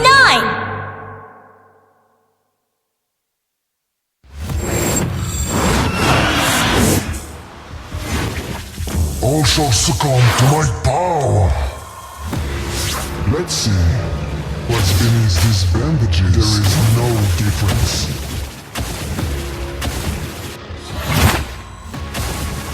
You have slain an enemy. I am. Double kill. Legendary. Double kill. Triple kill. No one can stop me. Legendary. No one can stop me. Legendary.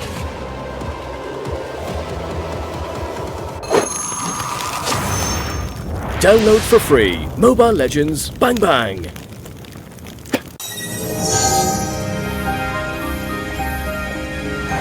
Come and join me in my dream world.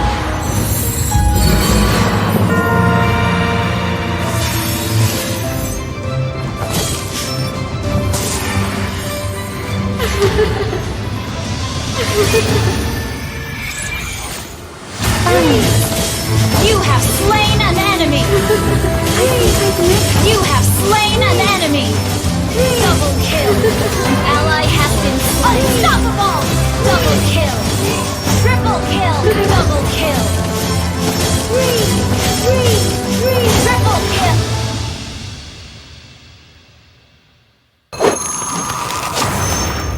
Download for free Mobile Legends Bang Bang.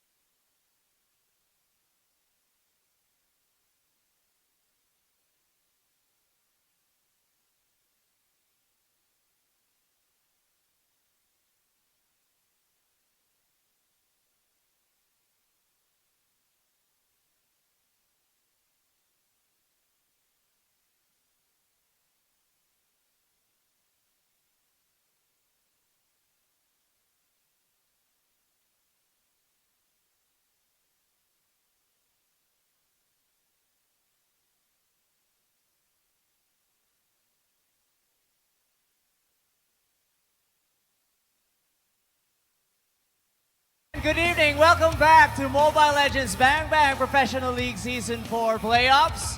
And this is day 1 of day 2. And my name is Joe Starscream. And I'm Sarah Light. And we have here our winner for the match 5. Let's give it up for Execration! Yeah! Alright, so, sige, sino ba, Sarah? Sige, ikaw muna. Mauna ba ako? Ayan.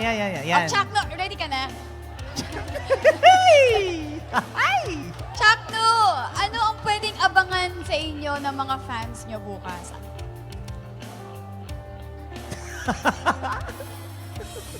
Sabihin muna.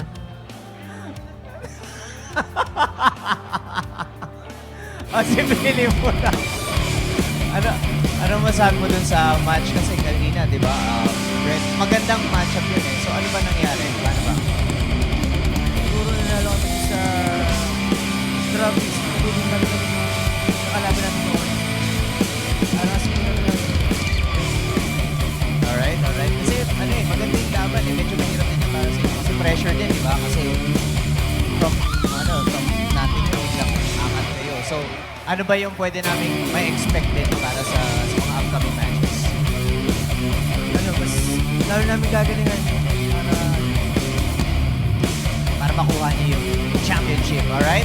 Okay, Chakno, balik na kami uli sa'yo, ha? Tinalikuran na ako eh. Huwag kang tumalikod. Balik ka rito. Nakita mo nga.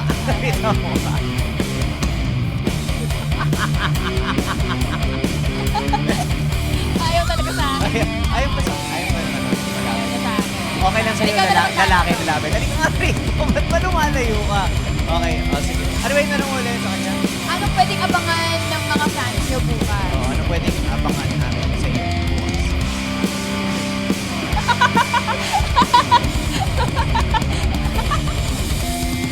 Yun guys, ang pwede nyo abangan bukas. Okay, sa tingin ko, okay na yun. Okay na. Maraming salamat. Guys, let's give it up for Execration. Ayan. Congratulations ulit guys. See you tomorrow. Actually, gusto ko silang tanungin nga yung mga, di ba, pangalan, mga Chakno, Zapno. Anong inspiration ng mga names na may yun? mga new. Ano ba, ikaw ba? Ano ba meron sa mga new? May idea ka ba? Meron tayong anu. Okay, so anyway guys, again, reminding you, for those people who are interested to join Realme's activity, we have Brawl All The Way. Again, open siya until tomorrow. So meron tayong winners for today. Lalaban sila ng finals bukas. So may mga entries bukas kung sinong gusto sumali. 5-man team, Brawl ang matchup. So kailangan matira-matibay.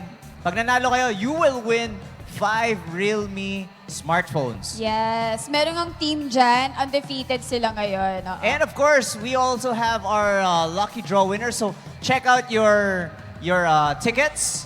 So ito yung mga ipa-flash namin sa screen, yung mga winners. So para ma-claim nyo yung inyong mga prizes, just go to the registration booth. Ayun, kumakaway si ate, nandun sila ate magaganda. Ayun, yung mga bossing natin. Ayun, nasa likod sila, so registration. Look behind you, yan yung registration booth. Alright, so I think our players are ready. Let's go ahead and start with our last match for the day.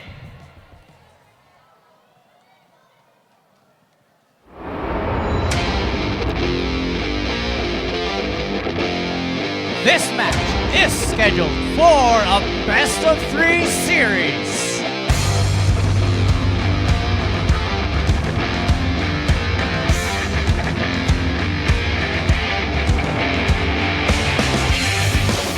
Jeyo is here.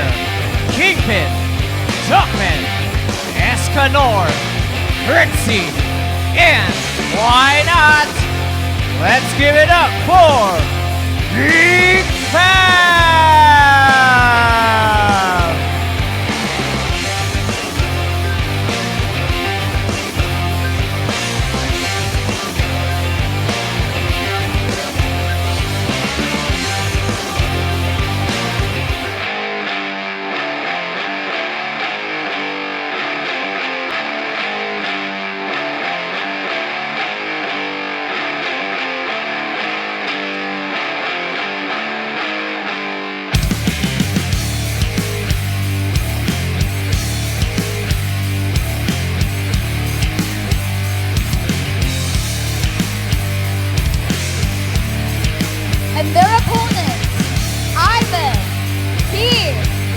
Toshino, Pritsu, Kenji, and Carlsby. Give it up for SGD Omega!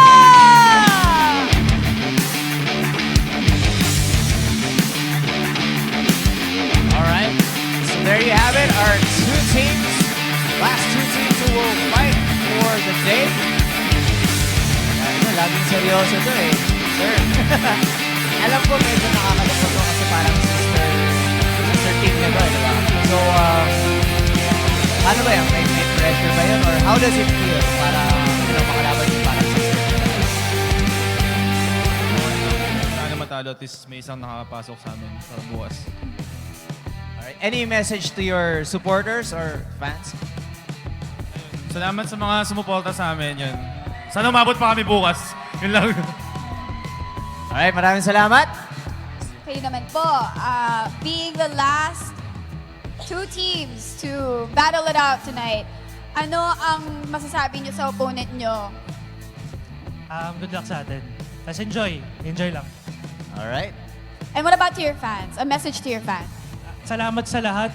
Mukhang nawala na yung fans ng X, naubos yung tao. Pero salamat sa lahat. Ayun, nandiyan pa naman sila. Woo!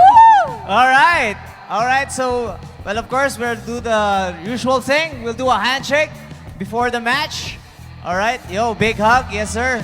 Ayan, hug. Actually, iba nakakalungkot sila. talaga. Nakita natin Iba. kanina sa face nila yung, alam mo yun, kung pwede nga sana, hindi yung sister team ang makalaban nila as much as possible. Kasi kung pwede, nasa top spot sila. But, you know, at least, para dito sa match na to, kahit isa na lang makapasok, di ba? That's and right, yes. wish luck for the other team. Alright? So, yun nga. Again, guys, we are inviting you to drop by at the Realme booth. They are still going to have their contest until tomorrow. So, yung ating brawl all the way.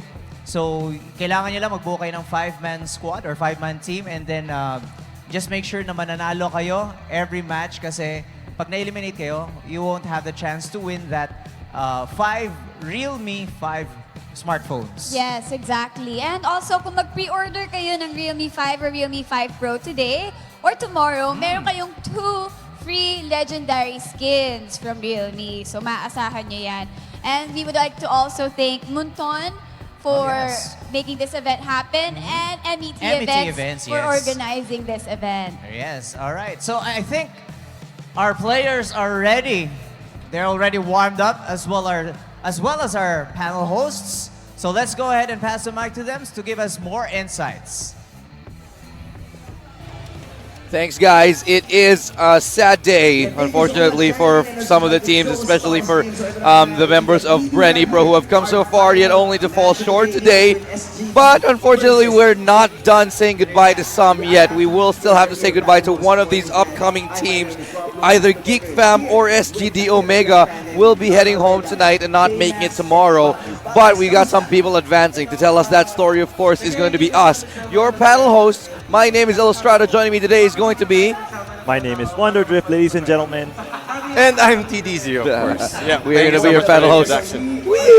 It's a fun day. We're trying to still be happy despite all the sadness that is happening everywhere. Lots of fans, of course, really disappointed in Bren.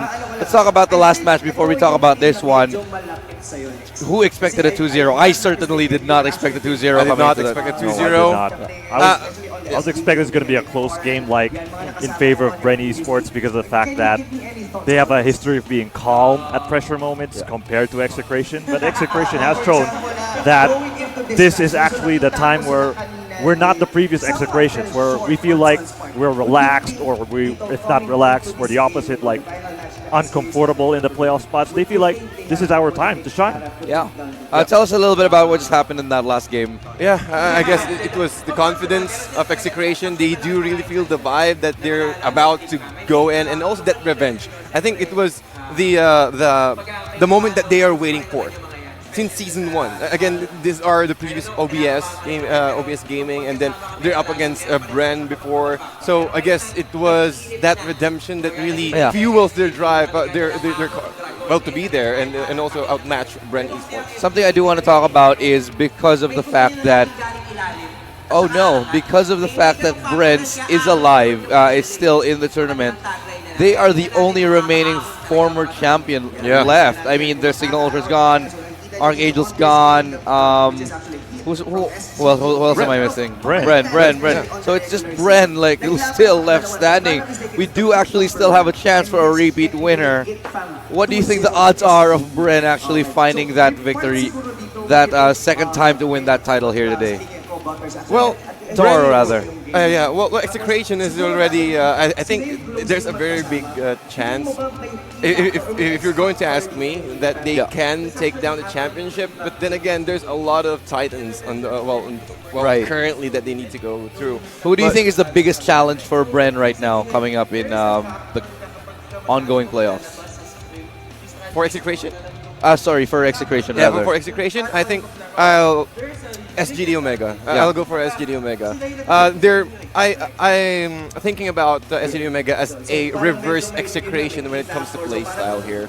So again, it will be a very nice thing to watch, a very spectacular thing to watch for them to again go full ham to each other, especially with Zapnu. So, but yeah, I think I'll go for the SGD, one of the biggest threats for Execration. That's definitely. I'm gonna agree with you, Ben. Let's talk a little bit about this current thing just happened. Bren eSports getting taken out, meaning again there's no more champions left, no more former champions left. It is only, well, they're all gone. They're all gone.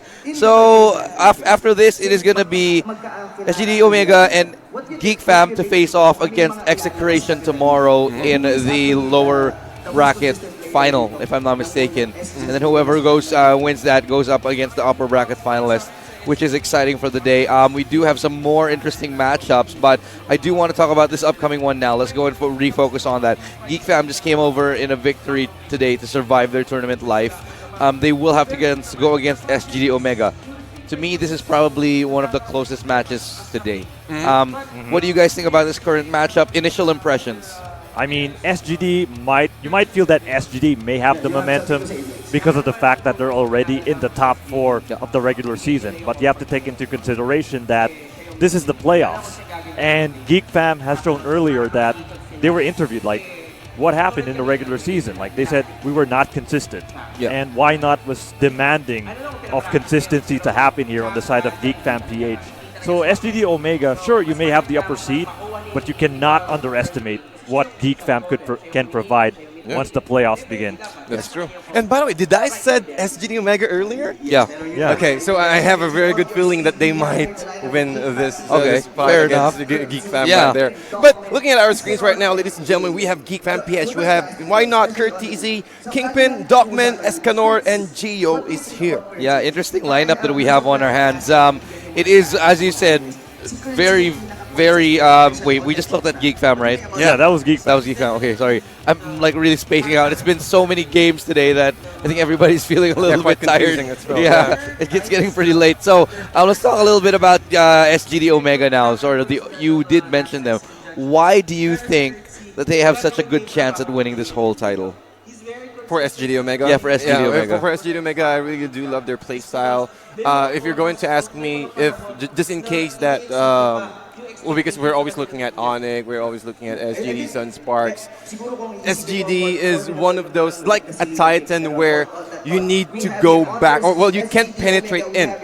It's like a very strong stone where you can't penetrate in. You need to go around it. What I'm trying to say is you need to find a weakness for SGD Omega, and I think Execration are the one who can, who can possibly penetrate that big wall, which is SGD Omega right here. When it comes to play style, I'll go for SGD. Yeah. All right, here we go. SGD Omega with their lineup. We have Kripzu, Kenji, Carl Teasy, Toshinu, Heath, and Ivan. And you did mention you are impressed with SGD Omega's playstyle. Yeah. I have to agree as well. I mean, I feel like among all the teams here in MPL Season 4, they're like one of the few teams that could like stand toe-to-toe with Sunsparks. And we've seen that earlier, although it wasn't really like, it did not result to like a perfect end product here on the side of SGD Omega. They had to lose like 2 games and then they have to go to the lower bracket. But still, it was a pretty impressive series for them against Sunsparks. Yeah, you mentioned that series against Sunsparks. It was pretty close. If I'm not mistaken, they were the only ones who were able to defeat them. Was it? Oh, what was the team that was able to defeat Sunsparks? There was one team. Like who beat Sunsparks? It's slipping on the top of my head, but it was a long time Top ago, of my like head. in week 1 or week 2. So yeah. But I think it was SGD. Yeah, I because think it was there was a SGD. couple of times where both of these teams already met on a different league, and guess what? They are always on the grand finals. So, well, both of these teams are rather, if you're going to ask me, Sunsparks and SGD Omega, they already knew each other. They know how to counter it out. But the question is, what about the other teams? Are they well prepared to match up against SGD Omega, which is previously from the upper bracket, right? Well, it's a little bit weird for me to see that because when you talk about SGD Omega, they have I feel like they have some of the highest potential of all the teams here today, but it seems that they don't reach it. It seems that they can't because they're sort of limited by currently, I don't know, just not having the right form and sort of chemistry. But they have such.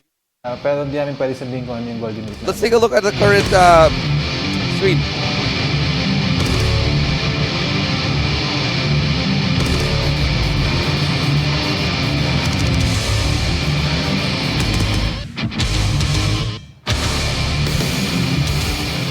Expect na namin top 1. Kaso di ba from national ibang league kasi, nagpalit din ng kaya laki ng adjustment na naman namin.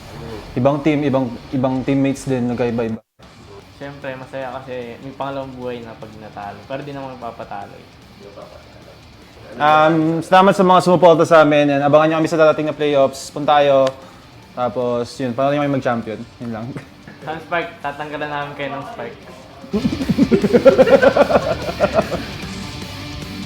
Abangan nyo kami sa October 5 to 6 sa MPL Season 4 Playoffs sa SMX. Bubugan na ang Dragon. Aon Dragon! That was awesome.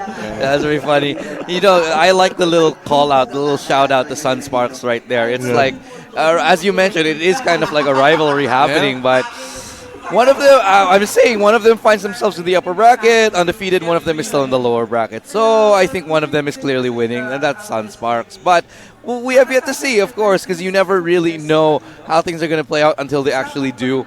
I thought myself that Bren Execration game was going to be actually Bren taking it home 2-1. So case in point, you just never really know how it's going to happen with surprise. Surprises, exactly. They're absolutely crazy. So let's talk about Sunsparks. We just actually mentioned them. When it comes to a head-to-head, Sunsparks versus, I'd say, well, I'm gonna pick. We mentioned our top 3. Sunsparks. I think all of us agree that Sunsparks are like the favorite to win this one, right? What would you say the chances are of SGD Omega actually like taking out Sunsparks? Well, there's been a couple of instances already. It's like a seesaw, right? Or rather, yeah, where other team will win the championship and then the other team will beat it out. So I think it's all about the mood of each individual right there. If they're really up to it, if they have that fuel that we're looking for him to win the game. So I guess it's really unpredictable if you're going to ask me between those teams, Sunsparks and SGD. But for SGD, they need to win against Geek PH right now because if it didn't, there's no chance at all. So I'm going to ask you now actually. Let's go to you for a second. Let's talk about the game, Geek SGD Omega. We're currently on the path of SGD Omega. What do you feel like they have to do to beat out Geek here? What are the special conditions that you think will have to take place? I think if you're Geek PH, you want to force SGD Omega to overextend to team fights to overcommit. Because I saw that mistake against Sunsparks where there was a time when Toshinu and Carl Tizi were actually overextending. They didn't realize that Renzio was actually already on the arrival aspect and then he just jumped in every time. And they did not have any answer. So that could be like a potential win condition here for the side of Geek PH. You want to force SGD to prolong the team fights and then that could actually be the difference maker. The second for me would be to surprise SGD. Like, have like a play that could catch them off guard. Yeah, I agree. Let's go straight into the draft though because we are ready to do that and find out who's going to be advancing today and who's going to be getting taken out of the picture as SGD Omega now start the draft and banning phase alongside Geek PH, and it's going to be a show. It's be a first ban. Yep, highly contested hero since regular season. We've seen that a lot. He's also one of the most used and most banned heroes right here. With the mobility, Jeet Kundo and Way of the Dragon is also one of the best, or one of the potential heroes on the side of Geek Fan PH. Yeah, and add the fact that Geek Fan PH is actually looking really scary now with the Cho, especially when the playoffs began. I mean, Dogman's Cho has been such an important factor for Geek Fan PH's victory against Ownage. So you might as well ban this hero, ban this Cho, and then here we go, Geek Fan PH banned like one of the most picked heroes, most contested heroes, which is none other than Export. And well, we've talked about Geek Fan PH earlier. They're more of a they're prioritizing objectives other than team fights. So they're that kind of team. So I think removing all of those, or rather fighter heroes who can absorb a lot of damage and also can participate on those team fights again with the penalty zone from Terizla that's a very nice ban here for SGD Omega right now. It's just removing all the potential advantage that they can take from the Terizla as well. Yeah, well, Exborg also taking out of the picture. Pretty standard here. I don't know what they're going to go for. I imagine it's a Valier. Yeah, that's it's in fact going to be Valier. Leaving it very open to take the Harith. Oh, 2 straight in a row, man. And then Geek Fan will just go for Kufra. Kufra, and it has to be Kufra and no, I don't think it'll go Grok. I think they'll go maybe Esmeralda. I was thinking of Kaja because that's like also it's a Dogman specialty as well. Yeah. I mean, Kaja, Kufra, or Grok, Kaja as well. That could be like the starter for Geek Fan PH in this matchup against SGD. Gushin. Possibly. Well, no, but I don't think that'll be the first pick. That's not going to be the early. first pick. But we'll see that later on, probably. Oh, I like the Kimmy. Yeah, Kimmy Grok is actually okay at this point. Or maybe Rafaela. Kufra is really good for Geek Fan PH. You've seen that a lot since the first series. The way that he can just get that surprise factor, surprise disable for the enemy team. All right, yeah, Kufra is, rather, Tams is a very good hero as well. Just make sure that one of the lanes, the off lanes, will be sustained properly, or at least get that controlling one enemy hero from the team. Because again, if you're up against Thams, you don't want to leave the lane early because your tower will be destroyed quite quickly. So again, one of the best ways for them to control the early game of SGD Omega.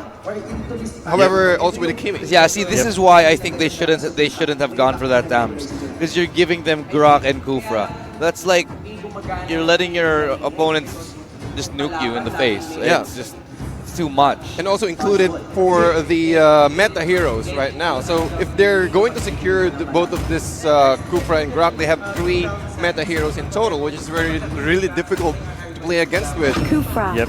And add the fact that SGD Omega, they love to prioritize the bottom lane.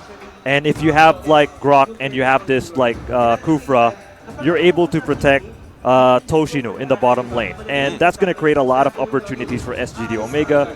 Toshi could potentially farm well, and he could actually survive most team fights, and he could even get some early kills, which is something Geek Fan PH would have to watch out for. Kaja. I expected to see that, Kaja. I thought they were going to go for that first, but I don't feel like they need to do that pick now. They could go for an actual tank. Yeah. But Akai would be an actually decent pick, especially to peel for that Kimmy, rather.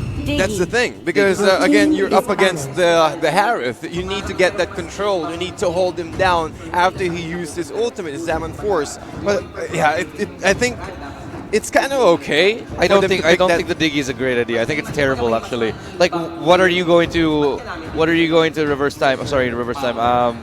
Yeah, reverse time. Yeah. What are you? Time's Journey as well. Time's Journey. What? Exactly what? There's nothing really. Well, I think it's also a safety precaution for Geek Fan PH because the first 3 heroes of SGD Omega, the Time's Journey will not much help. At least all of their allies when it comes to Zaman Force, but that reverse time it will force this Harris just to stay within the circle, because if he get out the circle, he will be pulled back. That makes And sense. also the damage, the CC from Kupra and also the wild charge from Grok as well might help their team. I think it's like more of a So it's more of high reverse risk, high time reward. than actually the times journey for this pick here of this Diggy. Makes sense. That's actually a very interesting point. Although it leaves the Gushin open, and this is what I was waiting to see. I think Gushin is going to be very important. I really like this pickup here for Geek Fam. We saw it earlier, and how courtesy, oh my god, was just insane on it. So no kills. I think that was 10 or less than 10. I think it was 12. I think At something 12. 12. Yeah, 12. I mean, it could actually work out well for Geek Fam PH. I mean, the burst magic damage he could provide could be actually too much here on the side of Carl Teasy's Harith. So that could work wonders for Geek Fam PH, especially if you combine it with the Kimi as well. So that's too much magic damage. Yeah. I'm really thinking if this will be a mage killer Kimi, or rather a discount Kimi, the mage one. The magic shop. The magic shop. There we go. Martagura. These are really weird picks for me. Is picking. I don't know why you would go for a double mage here, especially when Harith is like way more than enough. I think it's greedy. I think SGD Omega made a very big mistake here. Well, maybe they need to get a hero who can apply that heartbreak, the necklace of Durans, because they're more of a like shield and also HP regeneration type of hero. So also a good way to kite out the Kimi, because again they have the Kimi. It's really difficult for them to go in except for the Kupra and also the burst potential from Kagura. Yeah, plus Martis also has an extremely powerful burst potential that could slow down Gushin as well. So if there's not a Cho in the matchup, you can go for the alternative. And Martis is actually one of the best alternatives for a Cho in case it gets banned, because of the fact that he's very, like Cho, he's very fluid, although not as super fluid as Cho, but he does dish out tons and tons of damage. Okay, so we've seen the draft. We've seen everything unfolded before our eyes. Let's talk about your picks. Who do you think is coming out of this on top, and why? I feel you like, go first. Yeah, I'll go first.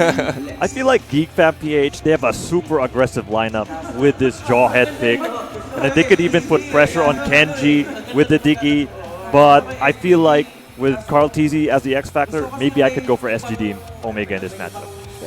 Yep, I'll also go for SGD. Well, one of the reasons why is they do have a lot of burst. Yeah, it's kind of unorthodox kind of picks right there, but I guess it will work. And, well, Martis, you mentioned earlier the way that they can juggle out enemy heroes in the back lines. It's quite easy. For me, I'm definitely going to go with Geek Fam this time. I think that's too strong, especially with that Gushin and the Jawhead. I'll explain why, but I think that Jawhead was really a pocket pick. They've been preparing for something. And I don't think there's any... the Jawhead was a good answer to a lot of the picks for SGD Omega. And I think it'll be overall an SGD Omega game. Well, we have yet to find out, though. Yeah, but it could possibly work. Like, they could use Jawhead to just put pressure onto Toshi or Kenji, whoever is going to go to the bot lane, and that could potentially shut down SGD Omega. Like, that's what Sunsparks did in game number 1 against SGD. They could repeat the same game plan here. Yeah, because, more or less, if Jawhead gets a good grasp on you, you're just dead. Throws you back, displaces you a lot, and the members of SGD Omega, they're heavily reliant on good positional skills. That's why they have a lot of gap closers. Jawhead able to take them out of those positions where he feels really they feel really comfortable, especially taking Harith out of Zaman Force or something like that. That's going to be very, very crucial going later into the game. So I just feel like it's going to be really, really crucial. But before we go into the game itself, no, not before. Right as we go into the game itself, here we go. Final game of the day. Final series of the day. First game. Oh, here we go. SGD Omega versus how aggressive. SGD. I mean, Geek Fam PH. What more can you ask for? Again, that's First Blood inside of Geek Fam PH. But let's go ahead and introduce our players for our game 1 for our last series. SGD Omega, Carl TZ playing the Kagura, Kripsu playing the Grok, Heath On the Cupra, Kenji playing the Martis, and last but not the least, well, let's go ahead and check the status for our blue. All right, here we go. Geek Fam lineup. They are the red team. You have Kingpin as that Kimmy. Why not going to be playing as that Diggy? Dockman going to be playing as none other than that Jawhead. And here we go. There's a brawl. There's a brawl happening as Heath is going to get caught there. That's what I mean with the Jawhead. You go out of position for a second and you die. Yep. He will just use ejector on you and then misposition you, man. And the rest of the damage will be dealt by the Kimmy. Yep, indeed. And so far, Jawheads, yeah, this is what I expect Geek Fam to do. They're really harassing this bot lane, though, as Kenji, he's actually trying to produce some sort of impact here, but he's going to get caught there. Oh, yeah. That reverse time. It's taking also a lot of damage from the Kimmy, from Kingpin there. Energy transformation, and Geek Fam, I think they can't really do it unless they're not going to give a lot of kills for Courtesy. We've seen that earlier. As long as you can control Courtesy, it will be, at least you can prolong this kind of aggression that Geek Fam can provide. Yeah, I'm going to say it straight out. I feel like this Jawhead pick is like a stroke of brilliance. Look at that. They're bullying every single lane. Yep. Aura. And right now, Dockman, on the skin of his teeth, is able to hide through the bushes, and he's going to teleport away. But yeah, you see this pressure here by Geek Fam PH. You're expecting maybe they're going to aim for the bot lane, but here they're showing it. Like, Dockman is actually moving here in the top lane. Now, we're seeing Dockman here actually being the consistent beneficiary here on the side of Geek Fam PH here in the playoffs. Yeah, it's more of a position for Jawhead, who will just disrupt all of your positioning, mess up your play style, and give a lot of farm, or space rather, for Geek Fam PH. Well, Turtle now being contested. Could end up in a clash. No, Gushin is going to be able to take it. That's really important for Courtesy. He needs that buff, and especially this early on, to be able to get some kills, and Snowball is exactly what he wants to do. Yep, indeed. And so far, SGD Omega, they're really struggling here at the start. I mean, the goal difference is already 2,000 up in favor, actually beyond 2,000. Yeah, wow. Because Geek Fam PH, this early game pressure is just really doing a lot for them. Yep, and make that, or Arrival, trying to save that turret from Geek Fam PH. Again, once you press the Arrival into a living turret, you will have that immunity. You will get that immunity to make sure that you'll be successful when it comes to after using your Arrival. Yeah, well, here we go. Cripsu caught in a bad spot. Gonna swing wildly, but it's not gonna land. The wild charge will do the damage, and the Times Journey is able to help out the members of Geek Fam get out, but not enough to help Dockman survive. Yep, they need that kill. I mean, so far, it's really difficult. Oh, no. Kingpin is going to get caught there. Bouncing ball, but Courtesy gets the revenge kill onto Kenji. Bottom lane, though. Toshinu, can he actually survive through this going through V1? He's actually going on to Why Not, and he gets a kill onto Why Not. The shield's actually helping him a lot together with that Zayman Force, but Dockman is with a surprise. Surprise! Killing Dockman actually bit them in the back because Toshi went down, and that's way more important. So it actually works out that that Dockman did die, and the Arrival was just so strong right there. So he's just trying to bait himself out. Okay, kill me, and then the rest, or my crew will kill you back. Yeah, and then I'll teleport somewhere else and I'll kill you, your other friends, right? Yeah. It's so smart, actually. I love it, because one thing is so good is once Dockman comes out of that Arrival he has that speed boost, and it's so good at getting an initiation in. Yep. I mean, so far, Why Not's impact in this game is actually heavily felt as well. Yeah. Because his time bombs, these sticky time bombs, are actually beneficial for Geek Fam PH to get these turrets early on, slowing down SGD Omega, even getting this turtle. They're getting a lot of objectives because of Why Not.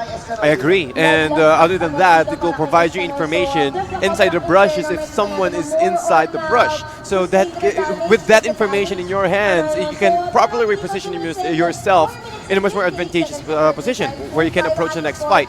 And I think that is a very good pick as well.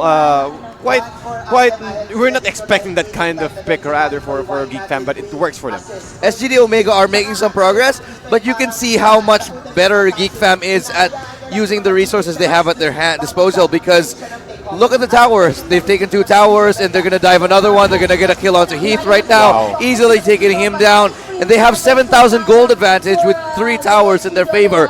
Geek Fam are so good with these objectives. I absolutely adore it. Yeah.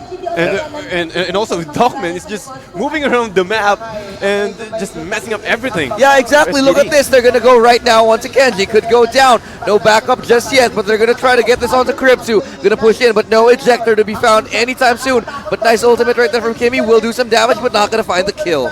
Yeah, I mean, so far, Dogman's play with this Jawhead is very reminiscent of what Nixu on the side of Ownage, except this time Dogman is more aggressive than Nixu because he's actually attacking every lane. Look at how much Kingpin just did to Kripsu right there. That was just a couple seconds.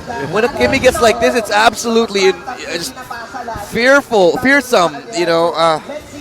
And also, well, he does have the Mage Killer, so all the turrets of SGD Omega will melt automatically. As you can see, there's no outer turrets anymore, and the only task that they need to do is just try to take down the objective. Go for the turtles first, and then the Lord, and then try to siege the tier 3 afterwards. And they can do that quite easily because of the Jawhead. Yeah, I mean, you kill Jawhead of your SGD Omega. It might not be enough because he's got that pull yourself together perk. They just took Turtle in like a second, by the way. That's nuts. Also, I do want to point out, look at how Jawhead is doing. He doesn't even actually need to catch people. He just needs to scare them, and they're all running away. Yeah, I mean, there's nothing else that SGD could do. I mean, sure, you got that Kufra, you could be that potential counterplay, but with this damage here by Kingpin, it's already looking like SGD Omega might not have any choice in this matchup. Oh, wow. SGD really struggling to get out of their base right now since Geek PH is also taking all of their resources. One of the best ways for them to choke out enemy heroes. Oh, wow. And they can't even get out because every time that Dogman shows himself, everyone starts running. Yeah. And the damage, and even if you do come out, like you take a couple of bullets from Kingpin and suddenly you're like a half HP. Yep, indeed. And you know what I like about this strategy here by Geek PH is that it actually negates this Harith play, because normally Harith needs the jungle, he needs to move around the map to be effective, but that sort of effectiveness has been reduced to shreds. I see what I mean. See what I mean? You get a little close to Kingpin. Oh, look at that. Look at that. Is that a Martis? There's no Martis at all. Yeah, it just vanished, like straight up vanished. It popped like a popcorn. But here we go, diving in. That's going to be another kill for Cartesi. Cartesi might drop. Is he able to get away? No, he's not. But that's going to be a revenge kill. That's going to be a shutdown. But a beautiful knock-up into the Time's Journey is good. He had a great engagement, but it's not good enough to get him to win on the team fight. Now they can turn their attention on the top lane and take that out too. Yep, and this is looking very easy here on the side of Geek PH. They're just dishing out every form of damage. Like Cartesi could not find the opening in this matchup.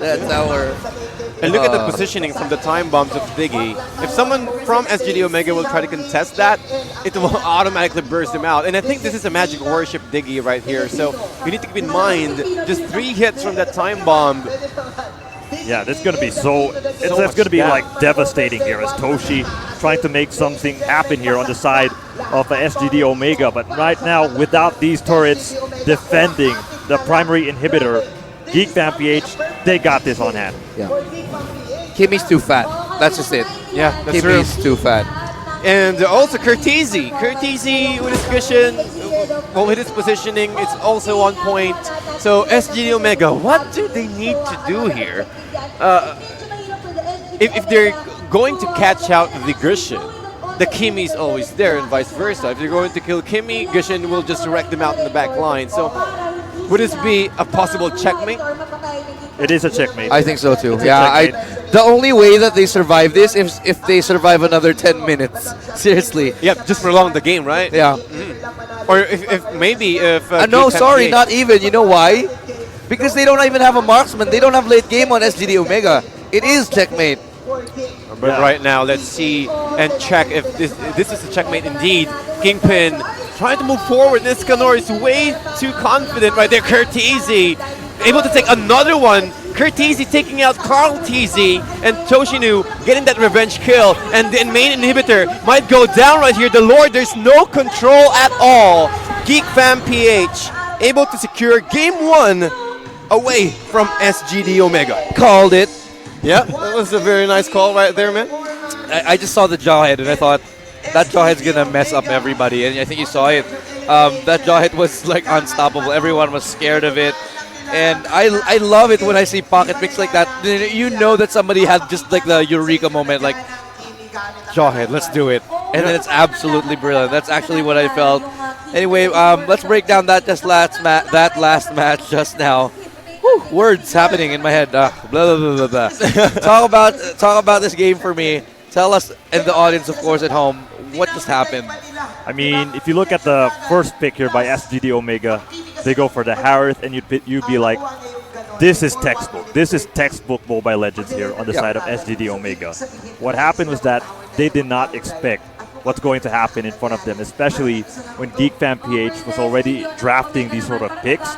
Now, of course, the Jawhead, Gushon, and then you have the Kimi as well. That's a lot of aggression. They did not expect that to happen. What about you, Tads? Why? What happened? Why? The Jawhead, man, messed up their lanes. Yeah. Because one of the best ways for them to, well, for you to stop this kind of aggression from SGD Omega is to mess up their lanes. If they did not get any good start or any good start at all for the early game, there's no damage. And while that is happening, I just want to say Jawhead arrival is nuts. Yeah. Plus the ejector. Right? Yeah. Like you arrive at a scene, you just eject someone into the next like area, like after 2 seconds because you're running so fast from base. It's crazy. Yeah, and in this matchup, we didn't see any form of like effect from Toshi or Carl Tizzy, which is like one of the biggest win factors you could do against SGD Omega. And for Geek PH to do it, it's actually pretty good. I mean, yeah, this is also another important factor to take note about SGD Omega. Is like, if they encounter a pocket strategy, it's possible that they might not be able to prepare against it. Like, they could be overwhelmed by it, and you can see it here in game number 1. Yeah, I'm going to say so too. For game number 2, though, there is still a chance here for SGD Omega. Unfortunately, Carl TZ did not come online. Toshi did not come online either. 2 of the biggest stars in the scene currently. Unfortunately, they just sort of dropped the ball. I mean, why do you think they did that, guys? And what do you think they have to do in game 2 sort of come back mentally and win this against Geek Fam? Always go for a tank that can protect Toshinu. Well, Toshinu can always have... Toshinu is that kind of player who can find those farms. Stay ahead, get ahead. But the problem earlier is this Jawhead is always bugging him out, not giving him any space at all. Yeah. So, not a potential ban on the Jawhead, but just try to get that much more a tank that can protect Toshinu. Babysit Toshi a little bit more. Just try to babysit him for at least at least 1 core item, or at least three items that he can go for a main item. So, yeah, just protect Toshinu for now. Give him a little jump start, and then just roam around afterwards. Yeah, I kind of felt like an Akai would have been a better option here for SGD Omega against this Jawhead, because you can just Hurricane Dance, and there wouldn't be like enough follow-up because the crowd control is going to be negated. Actually, the Akai is the counter to Jawhead, generally speaking. When Jawhead tries to get close to you, all you have to do is press your Hurricane Dance, and away he goes. Yeah. It's kind of like mosquito repellent, just like that's what I see basically. But we have a few more minutes before we start with the next game. It is an exciting one. We do have. This is the last series, of course, and I've wanted to do this before, but I wasn't able to get a chance to before we started the game. I do want to take a second to thank our sponsors, and that is, of course, none other than Smart, and Realme, and, of course, Moonton. And this event is organized, of course, by MET, so none of this would be possible without them. If you want to get a really, really dope phone, make sure that you go check out Realme 5. We're actually giving them away today. Yeah. We have Realme 5, so if you want to play like the pros, make sure you get some Realme action in. But here we go. Take a look at the highlights. This is what happened in the last match. Absolutely insane work here. And you can just see the dominance all throughout. It wasn't just an outplay in terms of mechanical game skills, but it was an outplay in terms of like game knowledge and map rotation. Well, as you can see, we're talking about map rotation. That arrival, he did not expect that. The way that you can cut out the path of an enemy hero just by 1 minion, that 1 minion can save it all, right? So again, this arrival patch right now, we've seen well, I think this is the only time that we can see the strength of the arrival per se, the start of the day. Yeah, I'm expecting more arrivals, I guess. For all I the think so teams too. I players. think the arrival is going to be so powerful later on. I'm just so happy that we are seeing more and more spells that can be used. But Kingpin MVP, how do you feel about that? I don't think I agree.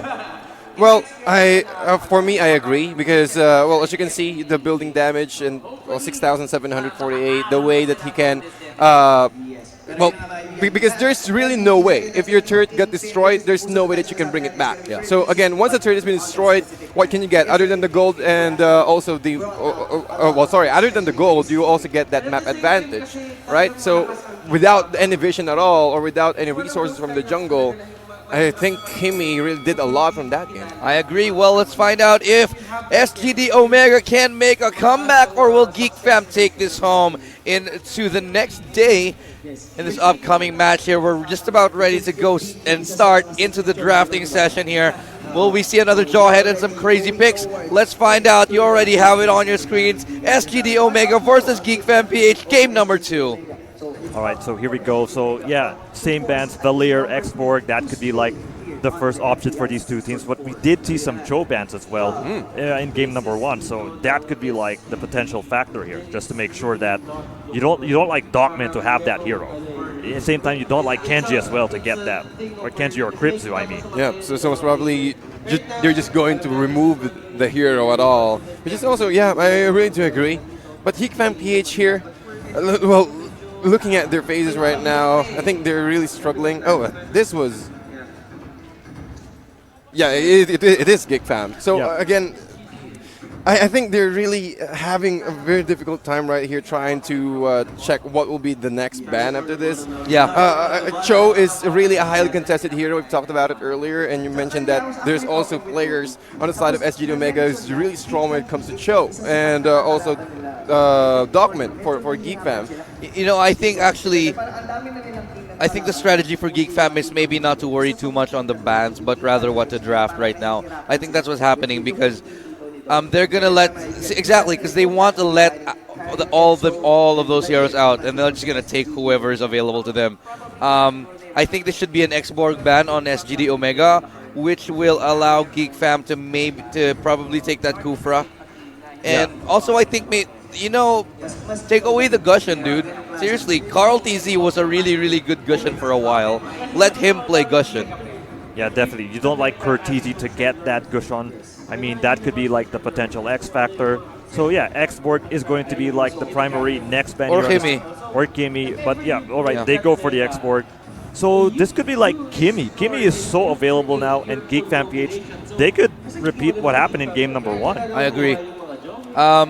Take Kimi, and then you don't even need to take Grok and Kufra just as evidence, but they'll probably get one on top of that here.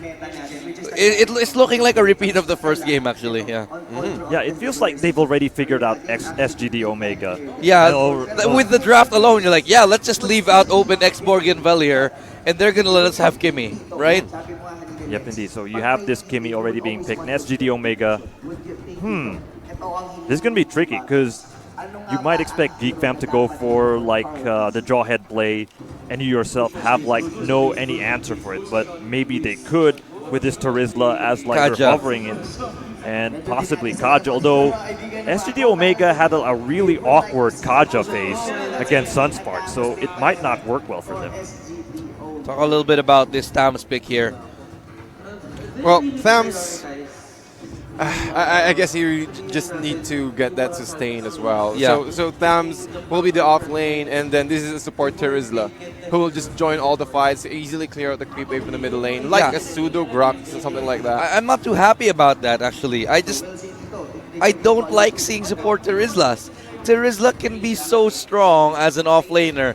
If you get Terizla in a 1v1 lane somehow, and maybe you should because you have a rival now, so you can easily teleport to lanes. If you get Terizla in a 1v1 lane, there is no chance he won't win that lane. Terizla as an offlaner will dominate, without a doubt. And now they're showing, oh my god, here we go again. Yep, it's the exact same lineup as the first one. Oh wow, well, what will you expect? Because I guess Jawhead plus Kimmy is really strong. Well, playing aggressively and also defensively. Again, that ejector really helps Kimmy a lot, and well, don't fix what's not broken, I guess. Yeah, exactly. If it ain't broke, well. Yeah, just shut down Carl Tizzy. So what is the response here? You need to get Akai. Yeah, possibly. I mean, Akai could be a potential answer. Or Franco, actually. This is the only time I'll ever say this. Get Franco or Akai. Yeah, those are possible answers. But then Kimi's damage outburst is actually excruciating to begin with. So SGD Omega, man, it's really difficult for them to like negate this like Geek Fam lineup. I mean, this Claude isn't even enough, I think. It's still lackluster. Claude is great. Claude is strong. But look, Jawhead comes close to you, you're dead. Like, yeah, I guess. And with the arrival plus speed boost. Yeah, that's true. That's true. And I guess SGD Omega decided to go for the Claude is because of his BMI. He's one of those marksmen who can take down or at least go in the back lines, use the Blazing Duet, and then take out Kimmy. And just in case that he got ejected by the Jawhead, he can just BMI back out. So I guess it's kind of okay for me. But it's still lack damage, that early damage for SGD Omega. Yep, indeed. And I like this ban here by Geek Fam PH. You banned the Selena. You got a lot of space for Jawhead in this matchup. Yeah, you'll never know where he's coming from, right? It's just it's gonna be great. Esmeralda ban is coming out. Will they take the Gushin? Yeah. Yep. I'm on fire with these predictions right now, dude. It has to be because they don't want to let Geek Fam have it. On the other side, I imagine. I was thinking Kagura here for Geek Yeah, Fam PH. yeah, Kagura. I mean, either Kagura or Lunox. I mean, Order of Brilliance with the ejector strategy could potentially work out well. Or not. No, actually, you know what? I think Lilith could come back here. Lilith wouldn't be such a bad idea. Oh yeah, Lilia could actually work. Guinevere. Well, Lilia. Gwen is okay if you were able to catch out the Claude, because again, once you're knocked up, you can't run away from that one. But I think, I think it's not enough because you need to get that instant burst for a mage, and well, Gwen needs to get. Well, he needs to just go inside the fight before he can, so she can burst out enemy heroes. So. But when it comes to draft, I'm leaning towards SGD Omega right now. Wait, they locked it in? Seriously? They did. Yeah, and also an Alpha. They locked Alpha. They locked Guinevere as well. So they got the advantage in crowd control and even counter crowd control with the Diggy as well. Okay, Geek Fam has a plan, and they're crazy. But I don't know if they're too crazy right now. I think this is an offlane Alpha, right? Yeah, possibly. It could be an offlane Alpha for Geek Fam PH. I mean, they did mention we're going to bring out like a master plan out of nowhere, and they're showing it here with What if Alpha. it's an off-lane Gwen and a mid-lane Alpha? No, I feel like this is more like an off-lane Alpha. Yeah. I feel like Gwen is a really good setup artist, especially if you combine it with the Kimmy and Alpha as well. Actually, I think if you have the arrival with Gwen, and you just go off lane, and you just teleport to any lane, oh my god, it's going to be so good in combination with the Jawhead. Oh, okay, it's making sense to me. Yeah. Yeah, oh my Arrival. god! That's how OP Arrival is right now. All right, I see it. There's, dude, I know exactly what Geek Fam's going for. It's brilliant. I'm telling you, it's brilliant. They're going to be going all around the map. That Guinevere, that Jawhead, that combination with them, it's going to be so dangerous. And it's beautiful. It is kind of a masterpiece to me, but I'm not going to sell you my point of view because I still have to ask you your predictions coming into this. So, without my biased perspective, please tell me, gentlemen, who you think is going to come out of this on top. Well, you want to start first, Vice? Okay, yeah, go ahead. Right. Go ahead.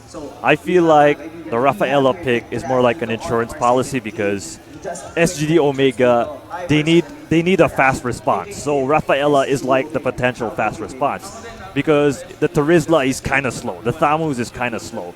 And those two heroes could be susceptible to what this Geek Fam roster is capable of doing.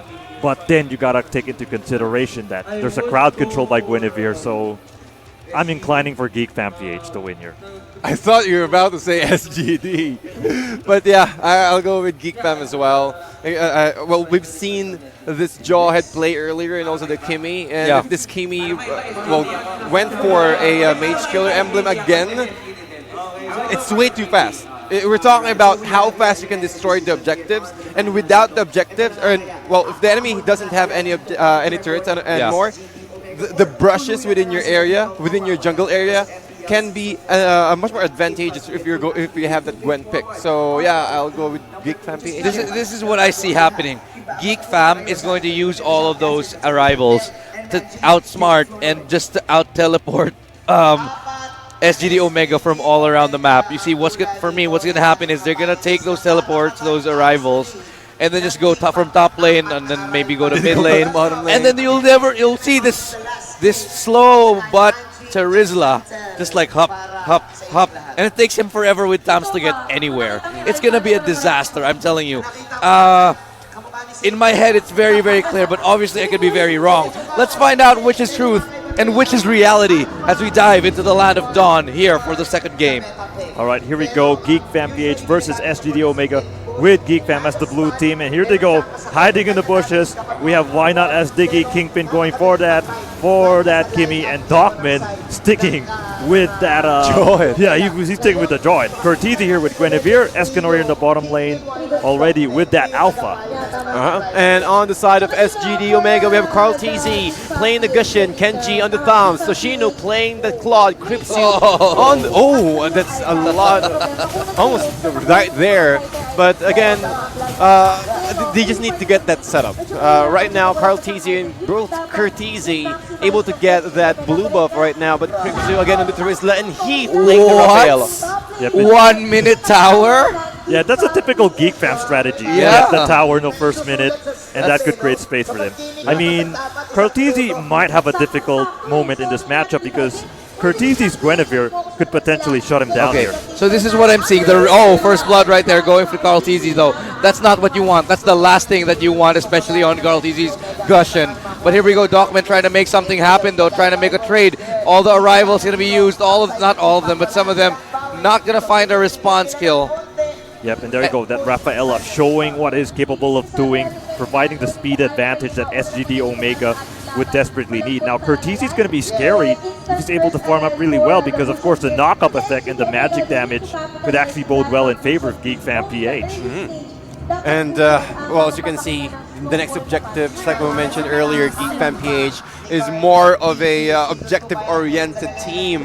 Now that the turtle is up, for sure SGD Omega might be able to contest this one out. Another ejector on the backside. But Kingpin is also there. Energy transformation. No opportunity for Heat to even use this kill. Another nice follow-up there. 1-for-1 exchange plus a magic thump plus the Violet Requiem. Will it be enough though? Kenji will go down. Kingpin with a double kill. Okay, you know what the reason that Geek Fam is running this strat with the arrivals and the fast objectives. This is what's gonna happen. They want to take that first objectives, and even just by getting one early, it allows them to rotate so much around the map that if they try to get counter push, it's going to easily be just an arrival to defend that location and pressure somewhere else. But hold that thought, it's gonna be another kill. Heath takes it. Carl TZ's not gonna be able to get that kill, unfortunately. And no response. Yep. No response indeed. I mean, SGD Omega, they're surviving way better here in game number 2 compared to game number 1.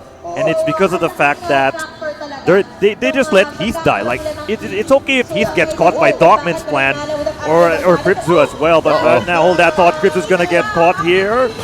And, okay. Yeah, time's dirty just to make sure nobody gets taken out. No crazy happenings here. Might have used it a little bit too early because the cavalry has arrived. Everybody in bottom lane now trying to find something. Dogman will get stunned for a second, just gets the crab. He reset. That was anticlimactic, like, it's just a crab. Wow. Well, right now, 3-3 for both teams right now, but again, the aggression from Dogman. Leave the crab alone, man! Leave the crab alone! Not doing anything to you. Oh, wow. I think it's just that the Dogman is really eager going, or at least getting a target to toss into. Yeah, I mean, it's actually a very good deny tactic here by Dogman, not, getting the HP reset in as Crypto's going to get caught by that. Oh, wow! Popped out.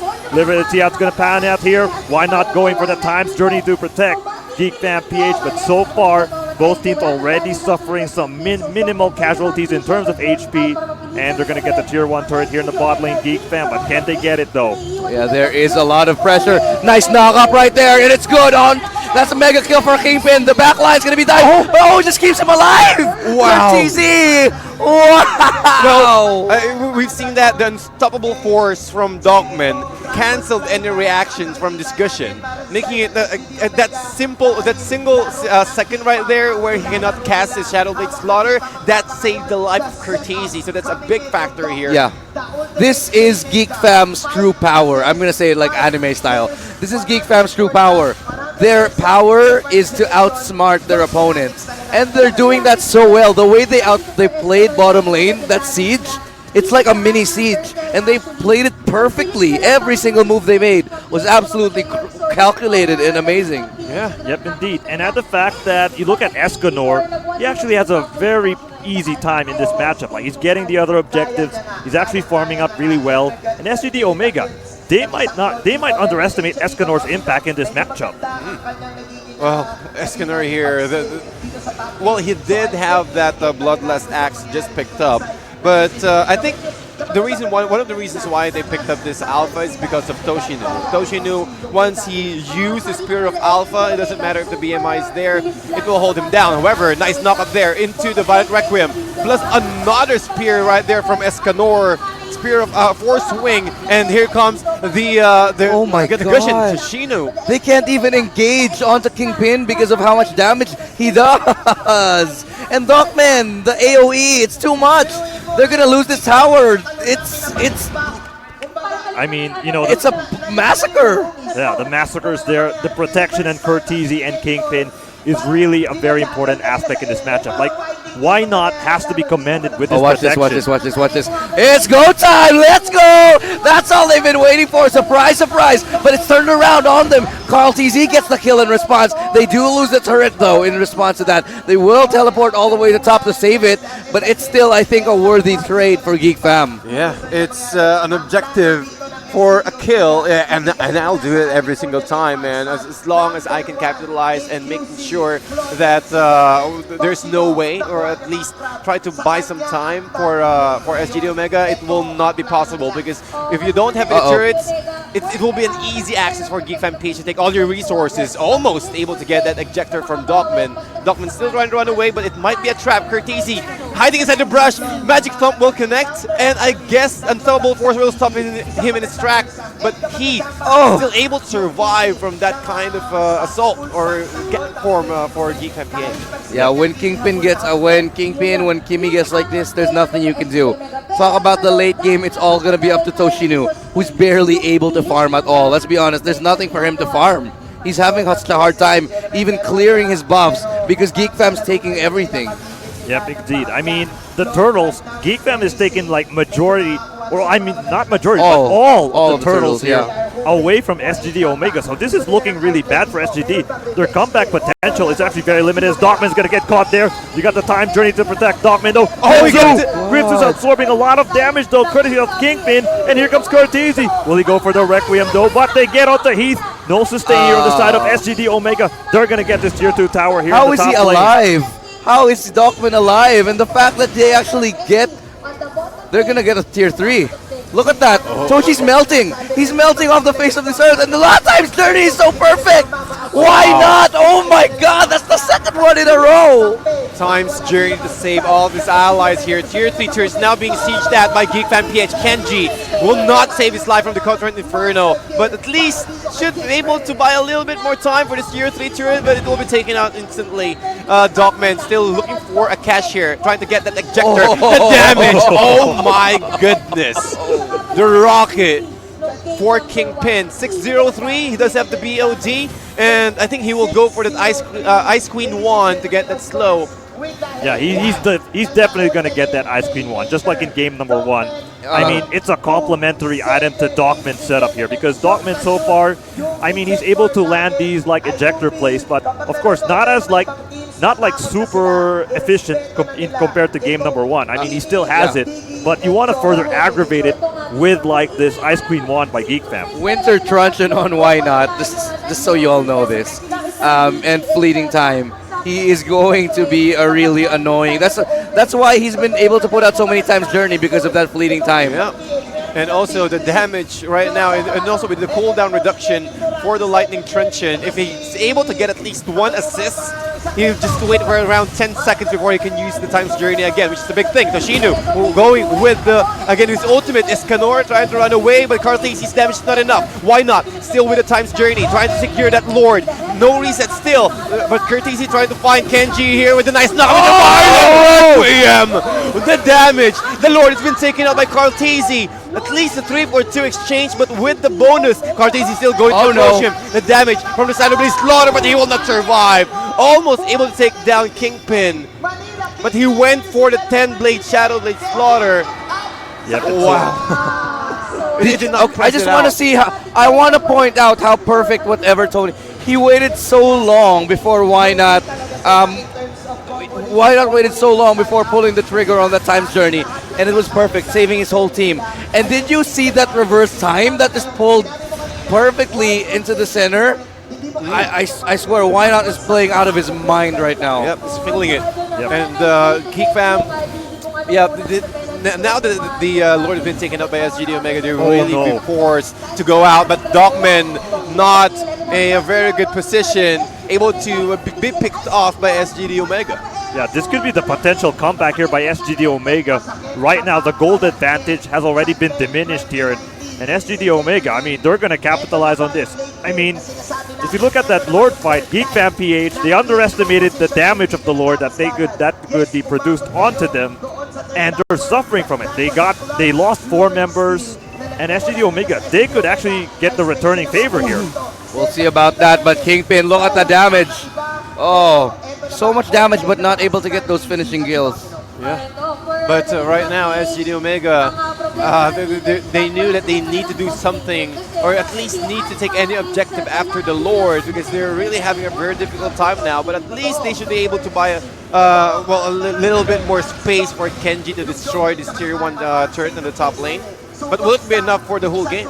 Yep, indeed. And the fact, Toshi is actually slowly getting scary now in this matchup. His damage outburst already with the Blazing Duet is actually going to be working wonders for SGD Omega, especially if they get the right spacing here. And now you can see SGD getting another turret. Oh, Dockman though! Oh, this is going to be the journey is perfect one more time though! And it's going to be a kill for Escanor. Return kill onto Dockman though, and look at Curtizi still alive in the middle of everybody. That's legendary for Kingpin, and this could be a cleanup, but Crypto gets Escanor before he gets him. Now Curtizi still alive, and it's a beautiful triple kill for Kingpin. It's a wipeout on the side of SGD Omega. Geek Fam clean house. Wow. Why not? That's it. Just why not? His impact in this matchup has been felt with that Time's Journey, and then add the fact that he's got that Winter Truncheon, so he's not going to be an easy pick-off there. So this Gushon is not going to have any space to kill him anytime. So I just want to point out that they want to focus Why Not so hard, but the fact that he bought that Winter Truncheon so early on makes him an impossible target. Yep, indeed. And of course, Dockman already is actually more sustainable now with that Oracle. So the magic damage here by Carl Teasy might be like, you know, slightly negated here in this matchup. Yeah, and also getting that additional regeneration for any kind of HP regen rather. But Kingpin, level 15 already. We've seen how fast he's able to take down that tier 2 turret in the middle lane. So there's really no space for SGD Omega for them to move out of their base, since Dockman is also there, so it's quite risky. Yep, indeed. And look at this. So Dockman also has an Oracle as well, so his survival options are very high. Right now a clash is happening. Curtizi running away. Toshino going for the Blazing Duet, but here comes the jump in by Carl Teasy. Dockman's still alive! Oh my goodness! And look at it, it's time to turn it around or just fall back. The Time's Journey yet again saves everyone's life here. They cannot get an opening, no matter how perfect it is. It's why not to say no. Yep, indeed. But right now, SGD Omega is actually showing like signs of prowess in this matchup. If they get the right execution in team fights, if they get the right individual zone out presence, then they could actually win this fight. They need the right timing on the right targets. Nice reverse time right there onto Kripsu. Can't turn it around. No time turning. The penalty zone is used there. It's legendary. Kingpin though, he's doing so much damage, charging up that ultimate. Oh, not gonna connect. But it's going to be a dive in from Curtizi. Could have overstepped his boundaries, and that's a time strategy to keep his teammates alive. Yet again, it's perfect. Curtizi, yes, Escanor gets it now, and they're going to continue that. Blazing Duet is good enough to do some damage, but look at that Winter Truncheon from Curtizi. It's perfectly timed. Now Heath is going to go down, and look at all the way back. Curtizi, desperate to make something happen as King goes down. That's a triple. Could be a quadruple. Can he get it? No, it's going to be a shutdown from Escanor. Yep, indeed. This is what I'm talking about. Escanor's like early game impact, going on the off lane, the fact that it's able to get the farm needed. Finally, you see that impact here in the late game. The Lord gonna push. He's able to shut down that Gushon. I mean, Gushon had a really, really good team fight in that sort of situation, but with Escanor's like presence, it could potentially stuff out SGD Omega. Yeah. And right now it's really going in favor of Geek Fam right now, but still not over for SGD Omega, because if SGD Omega loses this match, ladies and gentlemen, they'll be out to the tournament. They still haven't... They get the Claude as well. Blazing Duet just to get out. Dogman is still okay though. Will fall back, but it forces an ultimate out. That's big. Yep, indeed. Big indeed, as right now this could be the final blow. All right, ejector there onto Kenji. Time's Journey popped out by Why Not. Will it protect the members here on Geek Fam PH? Kingpin with the long range, and so far he still manages to survive. And as long as he lives, you're good to go if you're Geek Fam PH. Well, SGD Omega, man. They're really having a very difficult time here, but slowly Cushion is having those items right now. Carl Teasy able to get that Divine Glaive. The denial. Penetration. Indeed, this Divine Glaive by Carl Teasy could be the difference maker. Carl Teasy standing at 4-3-3 early on, now 7-5-3. Some improvements here, and he's slowly getting his items in this matchup. If you're Geek Fam PH, you don't like this game to prolong. Yeah, they need to end this now. Let me remind all of you that Kimmy, her effectiveness like just goes down the drain after mid game. We're heading into 16 minutes already, and so it's starting to be really, really dangerous territory for this Kimmy. You need to be able to end this game as soon as possible. They're probably gonna wait for this Lord and then do one more try. If this goes on any longer than that, SGD Omega might come back here. Yep, indeed. Not just Kimmy, even Guinevere as well. Like Guinevere, I mean, the damage that she could actually provide, she needs her teammates to really dish out a lot of damage. Without her team, then maybe Geek Fam PH will struggle to dish out these members like Kripsu and Kenji specifically. SGD now still trying to get that that surprise, but you mentioned earlier this time bombs, man. Just chasing enemy heroes here on the side of SGD Omega, not giving any surprise factor at all. Since I think they're the ones who's about to surprise them, just in case if they're not that careful, since Curtizi is also at the back of Why Not. Right, yep, indeed. Now SGD Omega, they have to make sure that Carl Teasy and Toshinu are still alive in this matchup. If these two die, then Geek Fam PH will definitely own this game, because without those damage dealers, there's a lot of space here for Geek Fam. There's a stun onto Dockman. Can Dockman live on? Trying to go for the ejector play, but it's really going to be difficult now that the damage out versus SGD is really good. This is basically a game of chicken. Who's going to make the first move? Right. They want to clear out the buffs as soon as possible, though. Yeah. But, well, Geek Fam right now, well, they do understand that they had it already. But I'm sure that at the back of their heads, we need to take down this Lord for them to secure that win. Because if SGD Omega were able to steal this Lord away from Geek Fam PH, that's the win condition for SGD Omega. That's a big swing when it comes to net worth. As you can see, well, 18 minutes and we have 60K for Geek Fam PH and 51K for SGD Omega. With that one Lord, it will give them a lot. Already though, Blazing Duet popped out. Corteezy's gonna jump in, however, he's gonna get bursted out. Violet's Requiem gets cancelled out, but why not? Tries to protect his team. Corteezy's still alive. Will this be working wonders here on the side of Geek Fan PH? Kripsu is about to go down. Corteezy gets a kill out to Kripsu. Heat might go down. Heat gets slaughtered. No sustainability. Corteezy and Toshinu might go down anytime soon, but Corteezy's dishing out a lot of damage together with Toshinu. Corteezy, however, he cannot do anything, as Corteezy says, I'm the better Teezy because I can distance myself without a doubt. Yeah, but Kingpin here still being chased by Kenji. Immortality up for the both of them. And it's a little bit of a stalemate for the both of these teams. Who's the best TZ? I like that.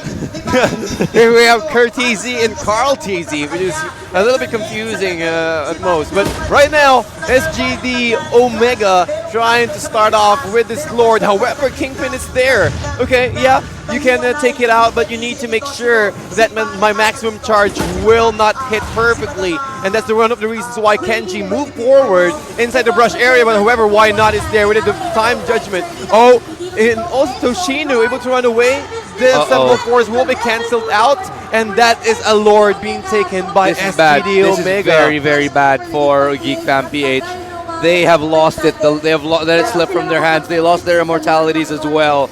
They gave up Lord, and now this is all going against them.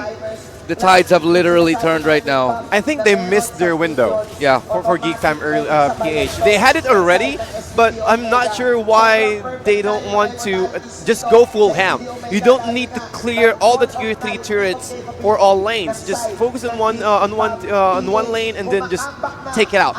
They were playing too safe. Yeah, they're playing too safe, exactly. And while playing too safe, they already lost their opportunity, their timings. All right, now Kingpin already with his Divine Glaive. So Carl TZ has it, Kingpin has it. So this mage matchup could actually dictate the tempo here on the side of both squads. I mean, of course, the damage outburst of this Divine Glaive could be so punishing, even for the likes of Carl TZ or Kripsu or Toshinu. Again, that's a lot of magic penetration right there. And I really think that gave them that opportunity to burst out the back lines, or further, rather. Even Dogman doesn't have a chance to again repel or at least absorb all the damage from the 10-blade combo from Discussion. But right now, the Lord. Did you see that? The arrival used perfectly to prevent the Lord damage, but here it comes. That's going to be a great initiation. Escanor losing that immortality, but it could be a turnaround as Time's Journey goes out down. Now Escanor falling back though, buying his team some time. Kripsu's losing health as well, but of course always Kurchizi suppressing himself though, but that's finally the Blazing Duet, and this could be the turnaround. Wow. That's what they need. Carl TZ gets a killing spree, and that's a beautiful ultimate though, but it's not going to find a kill. Yep, indeed. Right now, Escanor going to get caught there. Super low in HP. He's going to get slowed down. Does he got immortality? No. Toshinu kills him. In return, they get Kenji. This could be the last stand here on the side of Geek Fan PH, and they lose another one. This time, it's one of their key players, Dogman. So this is going to be over already. As you can see, SGD Omega with a decisive late-game victory here over Geek Fan PH. Comeback is real. Comeback is real right there, ladies and gentlemen. The window. Again, if you're ahead, you need to keep in mind that we need to stay ahead. We don't need to stop. Well, yeah, there's a little bit of contest when it comes to the Lord take, but if you lose that, that will be the outcome. The comeback for SGD Omega is really strong right there. I think it was around 9 to 10 minutes that they can end it already. Yeah, that's true. Too long. Yeah, too long. They went too long. They knew that they had a window. I'm pretty sure we all knew that they had that game. That was their game already. And they sort of just let it slip through their hands like sand. Yeah, it's really unfortunate. So that was it. Geek Fam taking a loss, going 1-1. So now both of these teams still have one more chance to do it. Yeah. And honestly, I have no idea how this next game is gonna go. Let's make a quick assessment. What do you feel like has to change here? Geek Fam, they dropped the ball. Where was all this indecision coming from? I mean, if you look at Geek Fan PH, yes, we did mention earlier, they should have won this game early on. The thing, however, is that they didn't really have that killer instinct compared to Game 1. In Game 1, they were just going all out against SGD Omega. In Game 2, you didn't really feel it. Like, there was a time when they were just, playing a bit passive, and then that created a lot of space for the likes of, like, Carl TZ and Toshinu to make an impact. And it was already over the moment Carl Tizzy already had the Divine Glaive. So you got that, mobility, and now you got the damage. And I mean, even though you got Dogman who could potentially jump in, but of course SGD Omega, they're able to read the movements of this Jawhead blade. They've seen it in game 1, so they may as well adjust here in game 2. I just think we've seen almost every game we had today is a 2-1. Yeah. How exciting were our games here at MPL today? Everything was so good. I mean, 2-1s all across the board. Yep, 2-1 right? across the board. Wow. It's the level. I'm really thinking,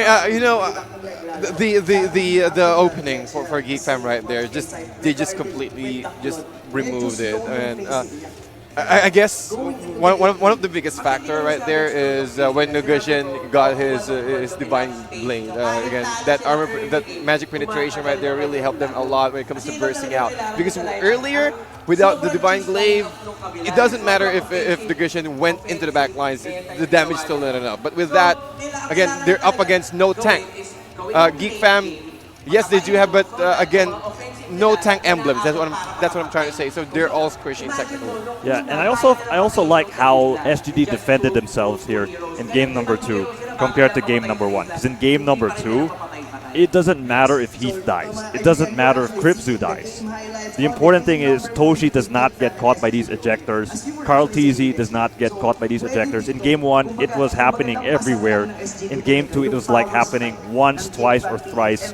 And that's already a good win condition. Because sure, you've already wasted everything onto Kripzu, onto Heath. But then Toshinu's already with that Blazing Duet prepared. And boom, that could be the space created for SGD. So this 4 arrival strategy plus the Jawhead just failed, finally. Is it time to go back to safe play, to standard here, to comfort heroes, to regular meta? I feel like for Geek Fam PH, you've already wasted that opportunity in game number 2. I mean, they have no choice. They have to find another strategy because SGD Omega's getting smarter and smarter. Game 1, they felt shocked. Game 2, they've already figured a game plan. In game 3, they could already get a perfect answer to this Jawhead situation. So they have to find another solution here for Geek Fam PH. So, and also SGD Dragons now getting that momentum in their favor.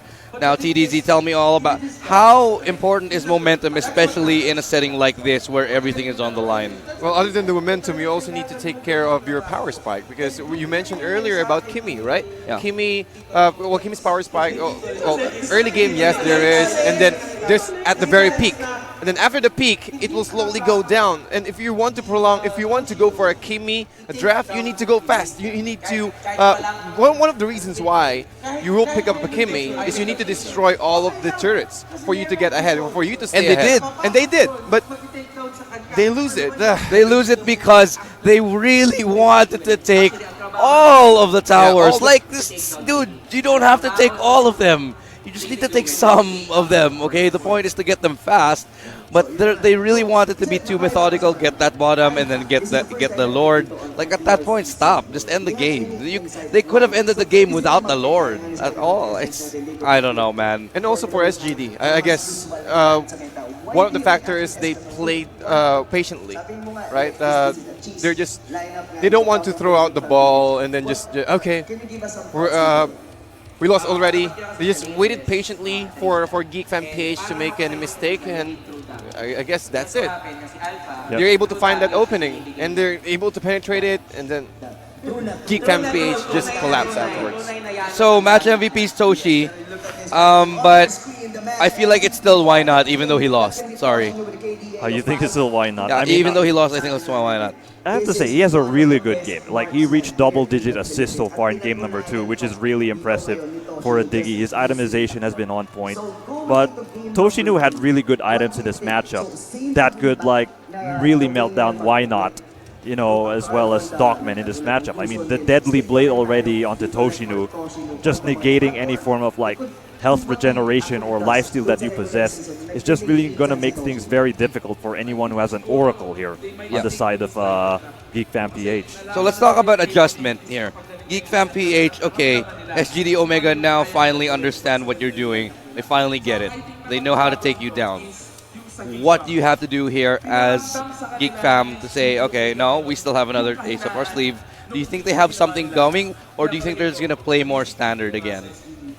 Let's ask a Wonder Drift here. Should they go back to playing just kind of like normal, or do you think they're still hiding something? I feel like they're still hiding something. I still cannot decipher what they're hiding, because maybe they've already made a game plan. Like, what if we're gonna go game 3 against SGD Omega? I feel like on the previous 2 weeks where you might think that they're just practicing. No, they feel like there's a possibility we might fight SGD Omega. Yeah. And we have to figure out a plan, like a game 3 plan. So this could be it. Like, I'm curious how Geek Fam is gonna draft here. Drafting is going to be very, very important. I mean, when you talk about the draft, it is literally, how much would you say drafting is part of the game? That's always a good debate, I think, to have. What percentage is drafting? Let's start with TDZ. I'll go with 50-50. 50. Yeah, 50-50. Because it doesn't matter how good you are, well, mechanically, but if you have picked all of the non-meta heroes like Mia, let's say Gatot, the heroes who's currently on the meta will still win. It doesn't matter. I guess 50-50, yeah, it's really necessary. It's like you're building a robot. Yeah. Let's just give that as an example. So for example, we are at a team. So you will be the chest, you will be the arms, you will be the right arm, I'll be the left arm. So for you to build that robot properly, you need to get those sync. Well, you need to be in sync when it comes to that. When it comes to combos. So if your feet is disabled, or rather your feet is not too strong, all the team will just crumble. So I guess I'll just use that as an example. Yeah, it makes Drafting sense. is really important. Yeah. Oh, well, what about you? Give me a percentage. I feel like it depends with the kind of team, the kind of identity. Like, okay, if the team wins because they got a really, really good draft and they have like the perfect players for the specific draft, it could go 50-50. If the team lacks like a certain skill towards a certain meta, but because of the fact that they win because they have like a really good draft, and it could be 70-30 in favor of the draft. But there are teams in esports, like, they have a really weird draft. And they still win. And they still like win. Ownage, but not this Ownage. Yeah. Anyway, so I'd say 70%. I say a lot, 70%, because of the fact that even if you have the best, sorry, not 70, 60%, 60%, because, and not higher, because you can have the best draft in the world, and even if you do have the best draft in the world, there's only a given time where it's like effective for, just like what we saw. Amazing draft, but still they lost the power spike, and then that's the end of the story. A lot of it still relies on the execution, but here we go. The final game of the day, SGD Omega versus Geek Fam, and this is the drafting. They've already taken out Kimmy, Charizla, and Xborg. All right, yeah, pretty standard bans without a doubt. Of course, this Kimmy, we've seen the impact of the split pushing option here for Geek Fam PH. So of course, it's a really intelligent matchup. Like at first, it was looking like a nightmare for SGD Omega when this Kimmy is deployed by Geek Fam. So might as well take it out. Yep, just remove it. We've already gave you the chance to play this Kimmy twice. So you're not gonna get us on the third time. So we're gonna remove it already. So for Geek Fam PH, I guess. Both of these teams, they're not those teams who pick up Kufra, right? Because there's a lot of instances where Kufra is available, but they're not picking it. So I guess they're going for those, especially for Geek Fam PH, where the tanks with the support emblem, the pull yourself together. So I guess that's the play of Geek Fam PH here. However, SGD Omega, they have already secured their Valir pick, and this might be a mid or maybe a pause for Valir.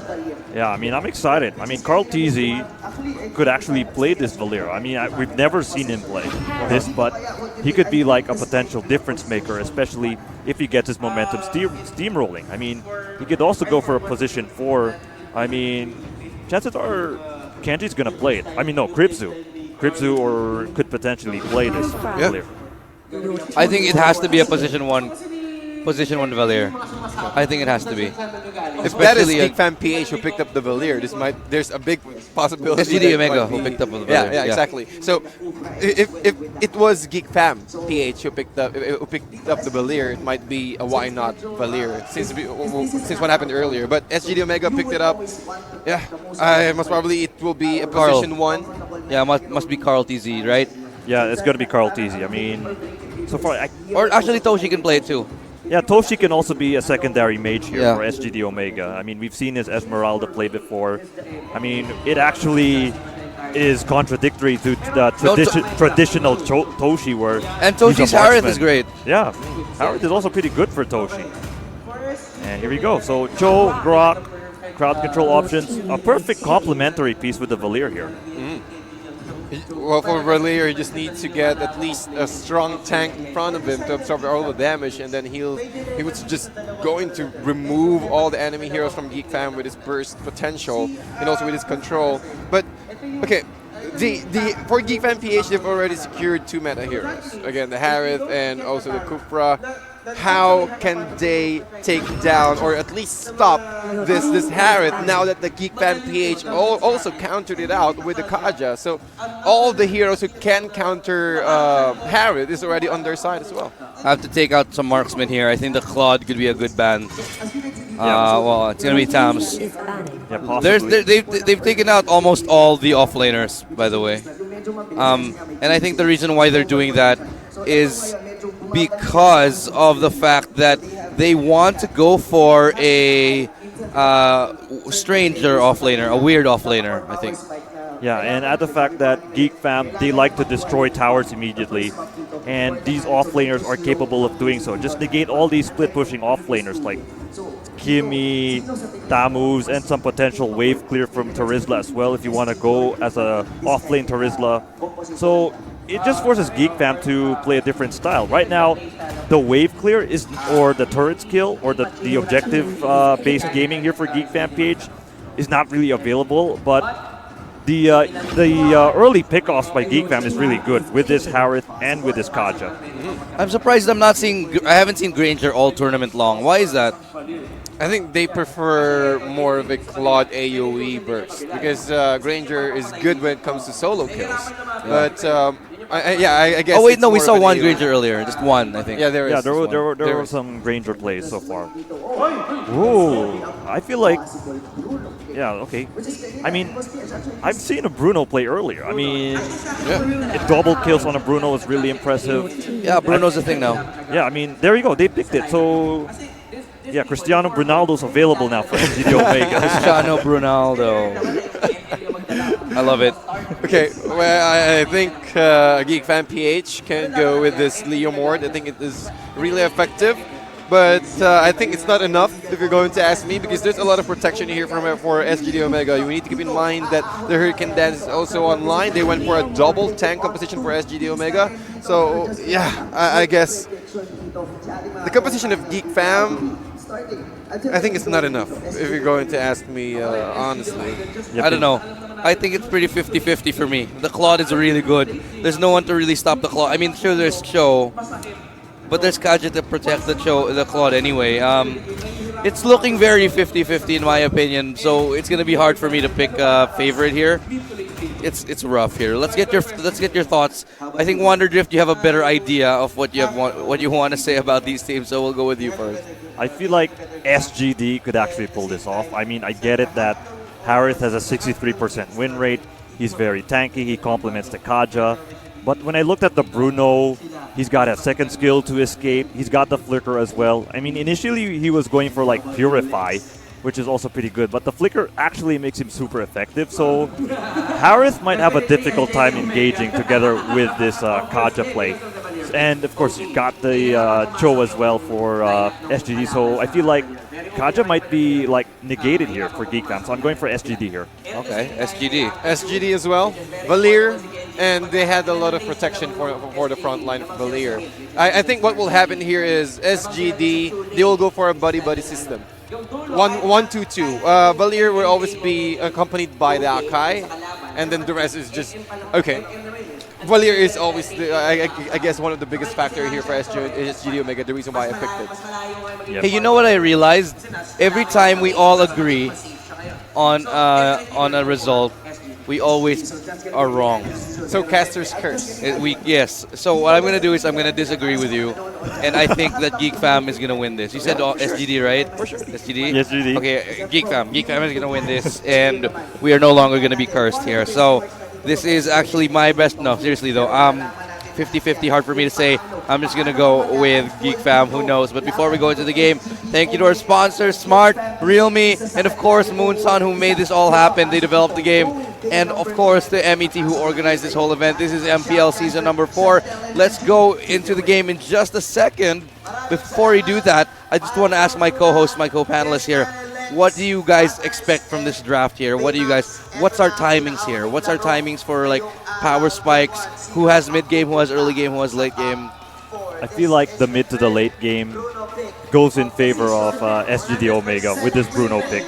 Like, surprisingly, it can dish out damage in front of like shielded heroes like Esmeralda and possibly this Harith. Like I've seen earlier in the EVOS and Bren that Bruno was just torching Esmeralda. Yeah, well, it's time for us to start and introduce the teams now. Let's go. Carl TZ is going to be on Valier, but Kripsu now also going to be on that Grok. But before that happens, it's going to be an engagement in middle lane, just taking some damage. Or not. Kenji is going to be on that show, and it's going to be Heath on that Akai and Toshinu on the Bruno. Yep, indeed, and so far Geek Fan PH already invading this jungle here as SGD Omega. Can they do something here? And oh no! Oh, they tried to chase him out. Jeet Kune Do will stop the tracks of Why Not, and that will be the first blood in the hands of SGD Omega. While that's happening, let's go ahead and introduce the side of Geek Fan PH. We have Dogman playing the Kaja, Kingpin on the Harith, Why Not playing the Kufra, and let's check the Reaver Crab status. SGD is just trying to get this one out, and after this might be a level 3 on Carl TZ already after this. Yeah, that's going to be big if Carl TZ reaches his levels very fast. And here we go. Kurt TZ going to be playing as that Claude, and then Escanor going to be playing as that Leomord. Yep. Right now, SGD really fast when it comes to just when it comes to wrapping around, or at least moving around the map, is really on point. So I guess, yeah, a buddy system here for SGD Omega. Make sure that the cores were able to get those free spaces, get those farms up and running, while the Grok right here, while Kripsu were just trying to gather information how many heroes are missing and where they are located. So I think it was a very on-point play here for SGD Omega for the early game. As you mentioned earlier, Wonder Drift, SGD Omega's composition is really good when it comes to mid-game to late game. Yep, indeed. There you go, Carl TZ already with that kill. I mean, Kripsu's impact there with that Guardian's Barrier was able to make sure that SGD Omega get this early game momentum. So the opposite has occurred in games number 1 and 2, where Geek Fan PH had like an advantage in terms of early kills. Nice way of the Dragon, going to connect right there. Zaman 4 is going to be used up, and it's going to be an easy kill onto Dockman and onto Heath, though. Now it's going to be a 1-for-1 exchange. Can they continue the chase? It's going to look like it's a no, as Leomord now starts to go onto this turtle here. It should be one for Geek Fam, unless they can steal it. Is it going to be a steal? No. It's going to be an easy turtle for there, but that's going to be a nice stun as Kripsu goes down. Yep, perfectly timed. Well, they knew. I think they do also have an idea that someone's right there hiding inside the brush area. With just one retribution, as easy as that, no chase, no opportunity to take and steal the Lord away. Yep, indeed. There you go. Kurt TZ going to get caught there by that stun, but there's a jump in there. Tyrant's Revenge popped up. But so far, Carl TZ with his 2-0 start is actually a good momentum boost for SGD Omega. And right now, Toshinu getting that turret already, bottom lane turret. So there's a lot of space here by SGD Omega early on. And, well, he went for an Electro Flash, so it's quite difficult for even the Leomord to catch him out. So as long as Toshinu were able to get, well, proper positioning, other than that, Toshinu will have a very easy time right now. Yep, indeed. And so, of course, with this Electro Flash emblem, it actually really helped them a lot, as Why Not is going to get slaughtered here as SGD Omega. From the back lines, though, and that's going to be an easy dive onto Kurtz. That should be a tower as well, and it looks like SGD now doing what Geek Fam were originally doing, which is outsmarting SGD Omega. Now it's now it's SGD who are doing the outsmarting. Yep, indeed. And I noticed what SGD is doing as you What can is see he here. doing there? Oh. Why is that? Oh, why not? Might get chased here. Timeless Rage will be used. A nice cleanup for Geek Fam. And they're trying to chase. They're just trying to bait him out. Kenji is also there. They have the information. Okay, we're not going to take that bait. We're just going to defend this top lane. While the rest of Geek Fam PH is also farming in the middle lane. Kingpin with a turtle buff, but you need to be careful because Kenji is also there with a Jeet Kune Do. Yeah, I mean, this would have been way worse for SGD Omega in the top lane if like the Tyrant's Rage was already popped in like 2 members, but of course it missed, so it was like a good opportunity for SGD Omega to run away. And as long as they survive, as long as they get these turrets, then there's a lot of space created here by SGD Omega. Turtle now, and it's going to be the second one. See who's able to take it. Hurricane Dance is available. No one's using it just yet. Top lane, though, is pushing. Finally, the Hurricane Dance comes out. That's going to be just to zone out that Kufra, as now Kripsu tries to close in on this turtle. SGD versus Geek Fam in this turtle pit. Zaman 4 is going to be committed. That's going to be the Barbiel. Phantom Steed coming in tight. That's also the bouncing ball used as well perfectly. And Kingpin gets 1. There's a double kill for him as well. Could be a triple. No, it's Kripsu who turns it in response. So it's a 2 for 2. But oh, the beautiful knockoff is good. Way of the Dragon onto Kenji. And now Kripsu alive. Kripsu's still alive. He gets a kill. It's a double kill for Toshido. The flicker by Toshinu was so important there because it actually helped his survival rate, and it doesn't give an opportunity for Kingpin to constantly chase him. The flicker out, and then he's got that second skill, and here comes Kenji with the crowd control. It really created a lot of space here by the side of SGD Omega. A lot of mobility for Bruno. And I guess I'll be buying Bruno right now, man. It's way too OP. As early as level 9, man, he's dishing out 1,200 crits. Yeah, that's too much. Dude. Wow. Imagine if that 1,200 crit hit you in the head, you're down already for the count. Yeah, for sure. Yep, indeed. I mean, just look at the crits. It was able to destroy Harrods' shield. Just one shot. Shield is gone already. I want to see, honestly, I want to see Toshinu or any Bruno just one shot the hero. I think it's possible. It is possible. It is possible. Oh, why not with a nice initiation? But Heath is the one who be connected here. Nice Escanor using his ultimate here. Quite risky to stun as well. As you can see, the damage of Carl TZ just hitting him out. Why not? Will be caught, choked inside. But again, the blazing duet from the Claude is not enough. Maybe. Yep, Kenji will also go down, even offering his life. Immortality will pop. Dogman trying to chase Carl TZ. Carl TZ able to run away, and the momentum will slow down Kripsu, and that will be another secured kill for Geek Fam PH. That's a big giveaway, despite the fact that Carl TZ was in the back lines, just basically free casting.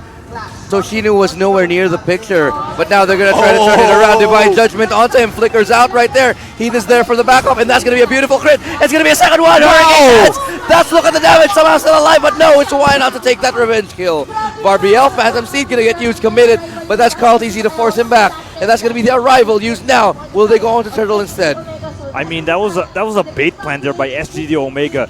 They actually forced this Bruno to go in the mid lane to attract the attention of Geek Fam PH so that the arrival play becomes so effective. So it's a good setup by Toshinu, but it actually is very risky for SGD Omega because if they constantly lose Toshinu, that could be like gold advantage turnaround to Geek Fam PH.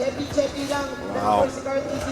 Kenji just moving around the map, but as you can see, looking at the minimap right here, upper left-hand corner, 4 heroes from Geek Fam PH just roaming around their jungle area looking for a catch. Unfortunately, SGD Omega is also farming themselves. 315 for Toshinu, he's already level 11, and we will check out the items later on. How much critical was that? I didn't see. I think that was 1,400. There we go. Let's look at the Toshinu. He went for an endless battle and also a Raptor Machete. I think he will go for that Berserker's Fury afterwards, getting that more damage for his criticals. Definitely. I mean, that Raptor's Machete is already dishing out a lot. So much physical damage penetration already. They're so spread out, though. They could go for this kill. That's a 1,000-pounder out by Heath. And top lane is just being worked on by Kenji. Just runs out of timing for those minions at the last second. Yeah, so far Kenji's actually playing the role of Toshinu, trying to get the other lanes as well. So this is scary about SGD. I mean, they could switch between Toshinu and Kenji in like pushing the lanes. Yeah, but that's going to bite them in the back if they're not careful about it. I mean, spreading out is definitely not something they want to do considering how strong they are as a unit. Yep, indeed. Berserker's Fury, indeed, as mentioned by TDZ on the side of Toshinu. Oh, he gets caught there. Tyrant's Revenge, but the backup is here. Oh, it's going to bite them in the back. And look at the damage from Carl TZ. And Toshinu, so much damage from him. That's going to be Zaman Force used up. But that's him against the world. And that's not enough because Kingpin will drop and Krebsu takes him down.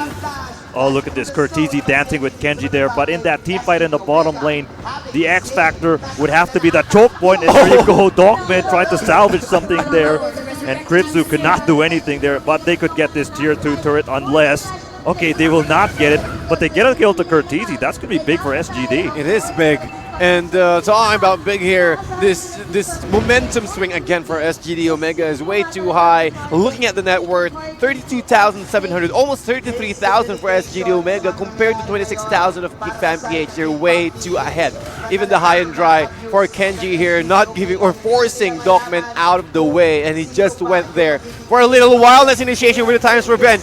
Oh, the damage! I think that was the Divine Judgment or the Wrath Sanction. However, it doesn't matter right now. The stun on Why Not. He does have the immortality. SGD decided, okay, he does have the immortality right now. Let's just go back. Let's not waste any skills for this tank of Geek PH. Yeah, smart call because they want to have all their skills. Lord is up. They don't want to be able to lose that. So, oh, Hurricane Dance. That's going to be actually used. Or was it? I'm not sure. But anyway, Bouncing Ball was committed. Yep, committed as well. As you can see, SGD, they're not really committing on this Kufra right now, since they knew that it is really necessary for them to push back Kufra, at least 20% HP, so at least he can just go back. And I think he didn't went for an arrival, right? Yeah. Yeah, he did not. I mean, he's really actually struggling to find the setup here by SGD Omega, because as long as Toshi lives on, then the setup is not really good. See, he actually misses there. Why not? He's going to get caught here. Let's see what's going to happen there. Pushback popped out, though, on the side of Carl Teasy. But oh my God, with the bait. Let's see how it's going to pan out, though, as Kenji is going to force the issue here on the Greek fan PH. Look at the damage right there, though, from Toshi. He just one-shot somebody. Yeah, I mean, Why Not could not even find an engagement there, because Toshi's scarier now. Yeah. The crits are actually doing a lot. I can't imagine, again, this damage. Even even the Lord it's been resetted by SGD Omega since they knew that Geek Fam is already there, just looking for that right moment. And that jump, again, Blazing Duet will be committed. Heath in danger with a two-man Tyrant's Rage. But that is not enough. The damage, Heath is still alive. 1-for-1 exchange. And Curtese is already here trying to take down Kripsu. But Kripsu is really tanky right now. However, the fight is still not finished yet. Yeah. We have Geek Fam almost able to dish out 50% HP for this Lord, and they really need this to at least take one turret away from SGD Omega, and oh he'll be successful doing so. This is like the direct opposite of what happened last game. It's so weird. This is amazing. It's like the Twilight Zone right now. Yeah, I mean, if in game number 2, Carl Teasy has like a late game factor, in game 3, it's Curtese now, who's already experiencing it. Like, his Claude could potentially go online anytime. And Kingpin, he's got the Feather of Heaven. He's already got that concentrated energy.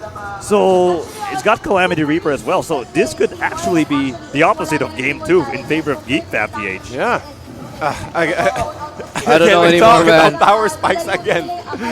Well, SGD Omega, man. I think there's Divine Judgment picking up the right target. One turret down for Geek PH. He might be able to get another one. Cartesi, he might be able to burn Cartesi with the damage from the glowing wand plus the ashing passive. That's just not fair, actually. That's just straight up not fair. That's how strong Valir is right now. Even the Lord is not going to survive. At least they're able to take down one. However, Xanaforce will be committed. even Heath going inside another Divine Judgment. It doesn't matter. As long as I can isolate you, the damage has been done. Carl Tizzy again with a killing spree. What's he Kenji doing? able to gain another one. What is happening to Geek PH? They're going one by one. It's like an addition. Okay, Oh, you're so next. weird. You're after. They're able to take down 4 heroes weird. for 1. It was really weird. Why? Right? Why would they do that? They're just... Why? They thought that they did not see Kenji. They did not see Kenji. He was already going to the back lines, and then you have Gripsu already with this grab. They did not expect. And Kenji is playing the way Kenji actually normally does. This is always how Kenji plays Cho. He just like does this and plays the back, and then comes for a team fight every now and then. And he just decides, and I remember an interview specifically with him, he decides whether he goes for the back door or just goes for a kill.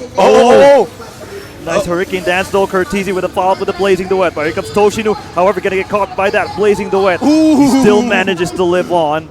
And so far, Gripsu with a sort of like distraction tactic onto Why Not. This Brute Force breastplate here on Curtizi is actually very important for him. Yeah. Again, every spell, you will get an additional movement speed. So that's a lot of mobility right now. And well, we've seen that earlier. The Blazing Duet. I think if Heath, or I think that was Kripsu, did not use his mask, they'll be dead for sure. Oh yeah, definitely. I mean, Kripsu certainly has a lot to factor in this matchup. Kenji and Toshino as well. Lencia's going to pop that. Why not? Not going to force it. Yeah, just going to cancel that Tyrant's Revenge. They don't want to overcommit onto it, though, because they know that if they make a mistake, they could lose Lord and hence the game. This is going to be the second Lord in 45 seconds, so I imagine that this will be the next point of contention here. Yes, indeed. So this Lord going to be a very important factor for these two teams. Carl Tizzy already with the Divine Glaive. Heath with Immortality. They certainly need these items because these team fights in the late game could actually spell the difference. Oh, okay. He went for a Wind Talker while getting that additional movement speed and then a little bit of burst damage coming up from those 3 blades right now. Why not? With the Tyrant's Revenge. Bouncing Ball will also be committed, but Heath able to run away with a 1,000 pounder. So I guess this is a part of the game where the initiation is really important. And that's one of the best ways. If you had this kind of heroes like Kaja, this Cho, it will already... it's really important right here. So now it's a waiting game here as we just literally wait around Lord. Not very entertaining, but that's just what it is. And Why Not taking some damage? Not too much though. Lord gonna be pulled out of the pit for a second, and then they're gonna wait again. Yep, Geek PH. This is game 3. I think it's really important because this might possibly be the last clash of the game or the match itself. Oh, the knock up from the title from this Lord right here, almost, but that's only a slight opening. And this is the last clash if you're going to ask me. Downforce will also be committed, but Toshinu is also there, just hiding himself at the back of the Lord Cave. Who will take the Lord? It will be taken by SGD Omega. The game is not over yet though. Carl Tizzy with a nice pushback with a torrent, but Why Not still alive? Kenji is also there in the back lines, isolating this Harris right now. 40 seconds. It's a wipeout for SGD Omega. And they also have the Lord. So the rest of SGD Omega on the bottom is also pushing in. So they're really into it. They want to finish it right now. They can feel it. Again, one more hit. A couple of seconds more. SGD Omega will win against Geek PH and will advance for day 2. Kenji again on the back lines with the Cho. This time capitalizing on the Lord's damage onto the members of Geek PH, capitalizing on Carl Tizzy's damage, and when he comes in, boom. Geek PH, they did not expect him again. That's it. I think they lost their momentum once they auditioned earlier in the middle lane. Yeah, that was like, why? That was just, they had everything going for them, and then they were like, hey, let's all die to you one by one. All right. Well, it's quite...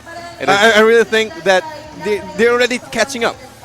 earlier it was around 8K net worth advantage for SGD Omega. They went as close as 3K, and then that happened. Yeah, it was completely gone. They had the chance in the Lord, but unfortunately, there's no opportunity for them to use this retribution. That last clash right there really hits it. Yeah. And Cortese's pushback was crucial as well. Like, when he went for the torrent, like 2 members of Geek fam were like, "Oh, you're caught inside a choke point inside the Lord pit." So really no space for them. So Bruno's a thing. Bruno's a thing. Bruno's okay now. In the playoffs, 2-0. I think we should start practicing him like later on. 2-0, right? No, 100% win rate. Unlike Masha, who's actually taken a loss now. 50-50. 50-50. Yeah. And who else is interesting? Valier is also 50-50. 50-50 as well. Bren lost earlier. Yeah.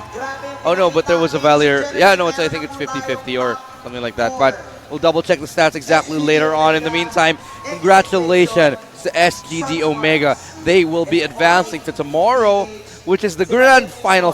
But before the grand final is going to be the semi-final before the grand final. A lot of finals happening tomorrow, but it's not going to be the final day because MPL is tomorrow, and I'm so excited for it. We have so many. I do want to see the brackets in just a little while.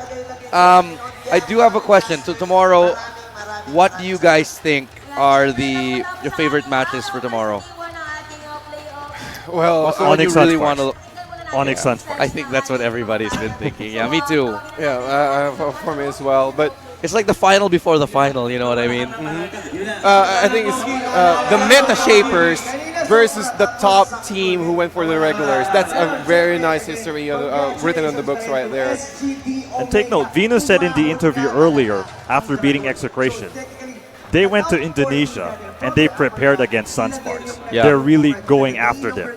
So this matchup between ONIC and Sunsparks is going to be very, very entertaining without a doubt. I want to see what they go for here because, look, honestly, how good is like your coach, man? Like, seriously, ONIC PH's sister team is like the best Mobile Legends team in the world, right? Yep. So how much better is that? It's like going to the NBA and it's your first year and you get Shaq to coach you. That's how awesome that is. That's pretty insane. Of course, these are the highlights that you will be seeing right behind you. It's pretty cool. Well, I like highlights. I guess. We have 4 teams in total, right? Yeah, 4 teams Omega, SGD Omega, ONIC PH, Execration, the top 4, Execration, and also Sunsparks. That's right? The top 4. So I guess out of this, if you want to make your own bracket, oh god, if you want to make it, or if you had That's a hard. chance to make your own bracket, how will you bracket? Okay, SGD, Execration. No. So it's, right? It's 1 versus Right? 2, 3 versus 4. No, I'd make. Wait. Let me get. I can get this. Okay. Just pair them. Just pair them. I would make Execration. I would make Execration, Sunsparks, and then ONIC SGD. I think that would be the most interesting bracket. How about you, man? Same, because these two teams, that sort of bracket, it hasn't yet happened in the playoffs. So if it happens tomorrow, that's going to spice things up. Yep. Yeah. But I don't exactly know because tomorrow there's still a chance because on top of Sunsparks ONIC, even if one loses, they just drop to the lower bracket, meaning there's still one more chance. Yeah. So I think it's going to be interesting. This is actually tomorrow's bracket is probably the most interesting that we could come up with. And then because there's a chance for a lower bracket to come back up into the upper bracket. So interesting. 2 chances, and what a number of great games that we have had today. It's been really a pleasure and an honor, and we've been breaking it down for you here. So tomorrow we have a lot of action, and tomorrow's grand final is going to be a best of 5. But let's talk about the audience about what exactly is at stake tomorrow. What exactly do they get if they win MPL here today? Aside from a lot of money. I mean, the pride to represent the Philippines in the upcoming, Mobile Legends Worlds Tournament. M1, that's going to be huge. I can't wait to see it for it. But finally, here we see the MVP, Carl TZ. Not surprised here. Would you agree with this one? Yeah, again, his play, well, Valier is quite easy to execute. But you just need to aim other than skill shot, but in this kind of environment, with a tournament where you're up against all pro players. Yeah. It's really well. It's easy to look at, but it's really difficult to position yourself. Yeah, because positioning really is like impressed. 99% of Valir actually. Yeah, like, I'd say. I'm really impressed because I'm also a mage player myself, and I'm also able to spam out this Valir, and it's really difficult. Well, other than the skills, the way you position, because there's always a threat behind you, or rather, well, within your area. So, yeah, I guess I'm really impressed. If you're going to ask me if he really deserves that MVP, I'll say yeah. What about you? I agree. I mean, the clutch fights at the end, like the fact that he's able to zone out targets, you know, all the way to the wall, it's really important. The crowd From the window? Yeah, the crowd to the wall? Yeah. Okay, just making I mean, the crowd control presence he provides in that matchup against Geek PH was just completely important. And he had a really good start. Like, it really carried on until from the mid to the late game. He went 2-0. Yeah, he went 2-0 at the start, and it carried on. Yeah. Well, I think it's about time for us to wrap things up. We have just completed the amazing day 1 here of MPL Season 4. Don't worry, though, because we have MPL Season 2, MPL Season 4 Day 2. But before that, let's go to our hosts. Our winners for the last match. Let's give it up for SGD Omega! Woo! Grabe, comeback or comeback. So, ito, ikaw muna tatanungin ko. Kamusta yung match? Ang ganda ng laban. Hindi ko ma-explain eh. Ikaw, ano ba yung nangyari? Nung game mo, nabigla kami. Kaya nung game ko, parang pinagandaan na namin yung gagawin nila. Pinulit nila yung ginawa nila. Pero ang hirap pa rin eh. Hihirapan pa rin kami. Alright, so ito napansin ko rin yung sa ating MVB, si Carl Teams pala yung hala. Ayun o, may supporters ka talaga. Alright, so okay, pamilya pala. Ayun, ang dami ang dami, parang barangay. Tapos yung feeling ngayong as an MVP and at the same time, kasi yung napansin ko, si Valir, parang kumagal siya yung meta at saka malakas yung win rate niya. So ano bang nangyari doon? Sinabi ko na sobrang challenge ko kawa yung mga lalagay ng nasa.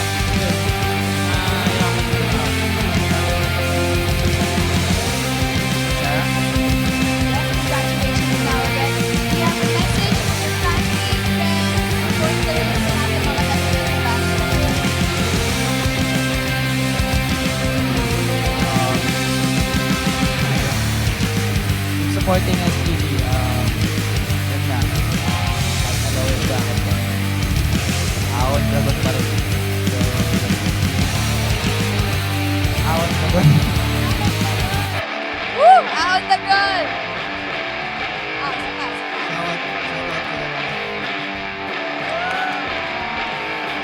Hello, Mama. Genji.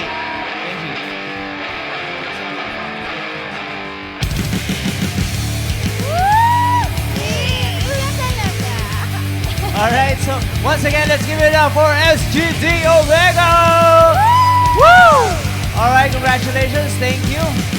Alright, so yun po yung ating 4 teams for tomorrow na nakapag-secure ng slots sila. We have SGD Omega, we have Execration, we have Sunsparks, and of course, we have Ownage. Yes, we had amazing matches today, and we had the best of the best teams here in the Philippines fight today. So we also have to say goodbye for unfortunately. EVOS PH Ownage, and Bren. Ayun, sa atin isa sa last week. We had really great matches. They fought really well. Thank you. Yes, thank you very much. That was a good game you showed us. And of course, before we wrap things up, again, we are reminding those people, we are inviting you tomorrow kasi meron pa rin kami ng para sa real event. Alright, so you go to the end. Yes, so kung sino man yung gustong manalo ng 5 real 5 smartphones, sumali kayo, buo kayo ng 5-man team, and make sure na kaya niyong patumbahin lahat ng ibang teams. And at the end of the day, kung sino yung pinaka-panalo, or sino yung remaining na yung walang talo. Yes, so sila yung mananalo ng 5 smartphones. And also, you can come over and pre-order a Realme 5 and a Realme 5 Pro.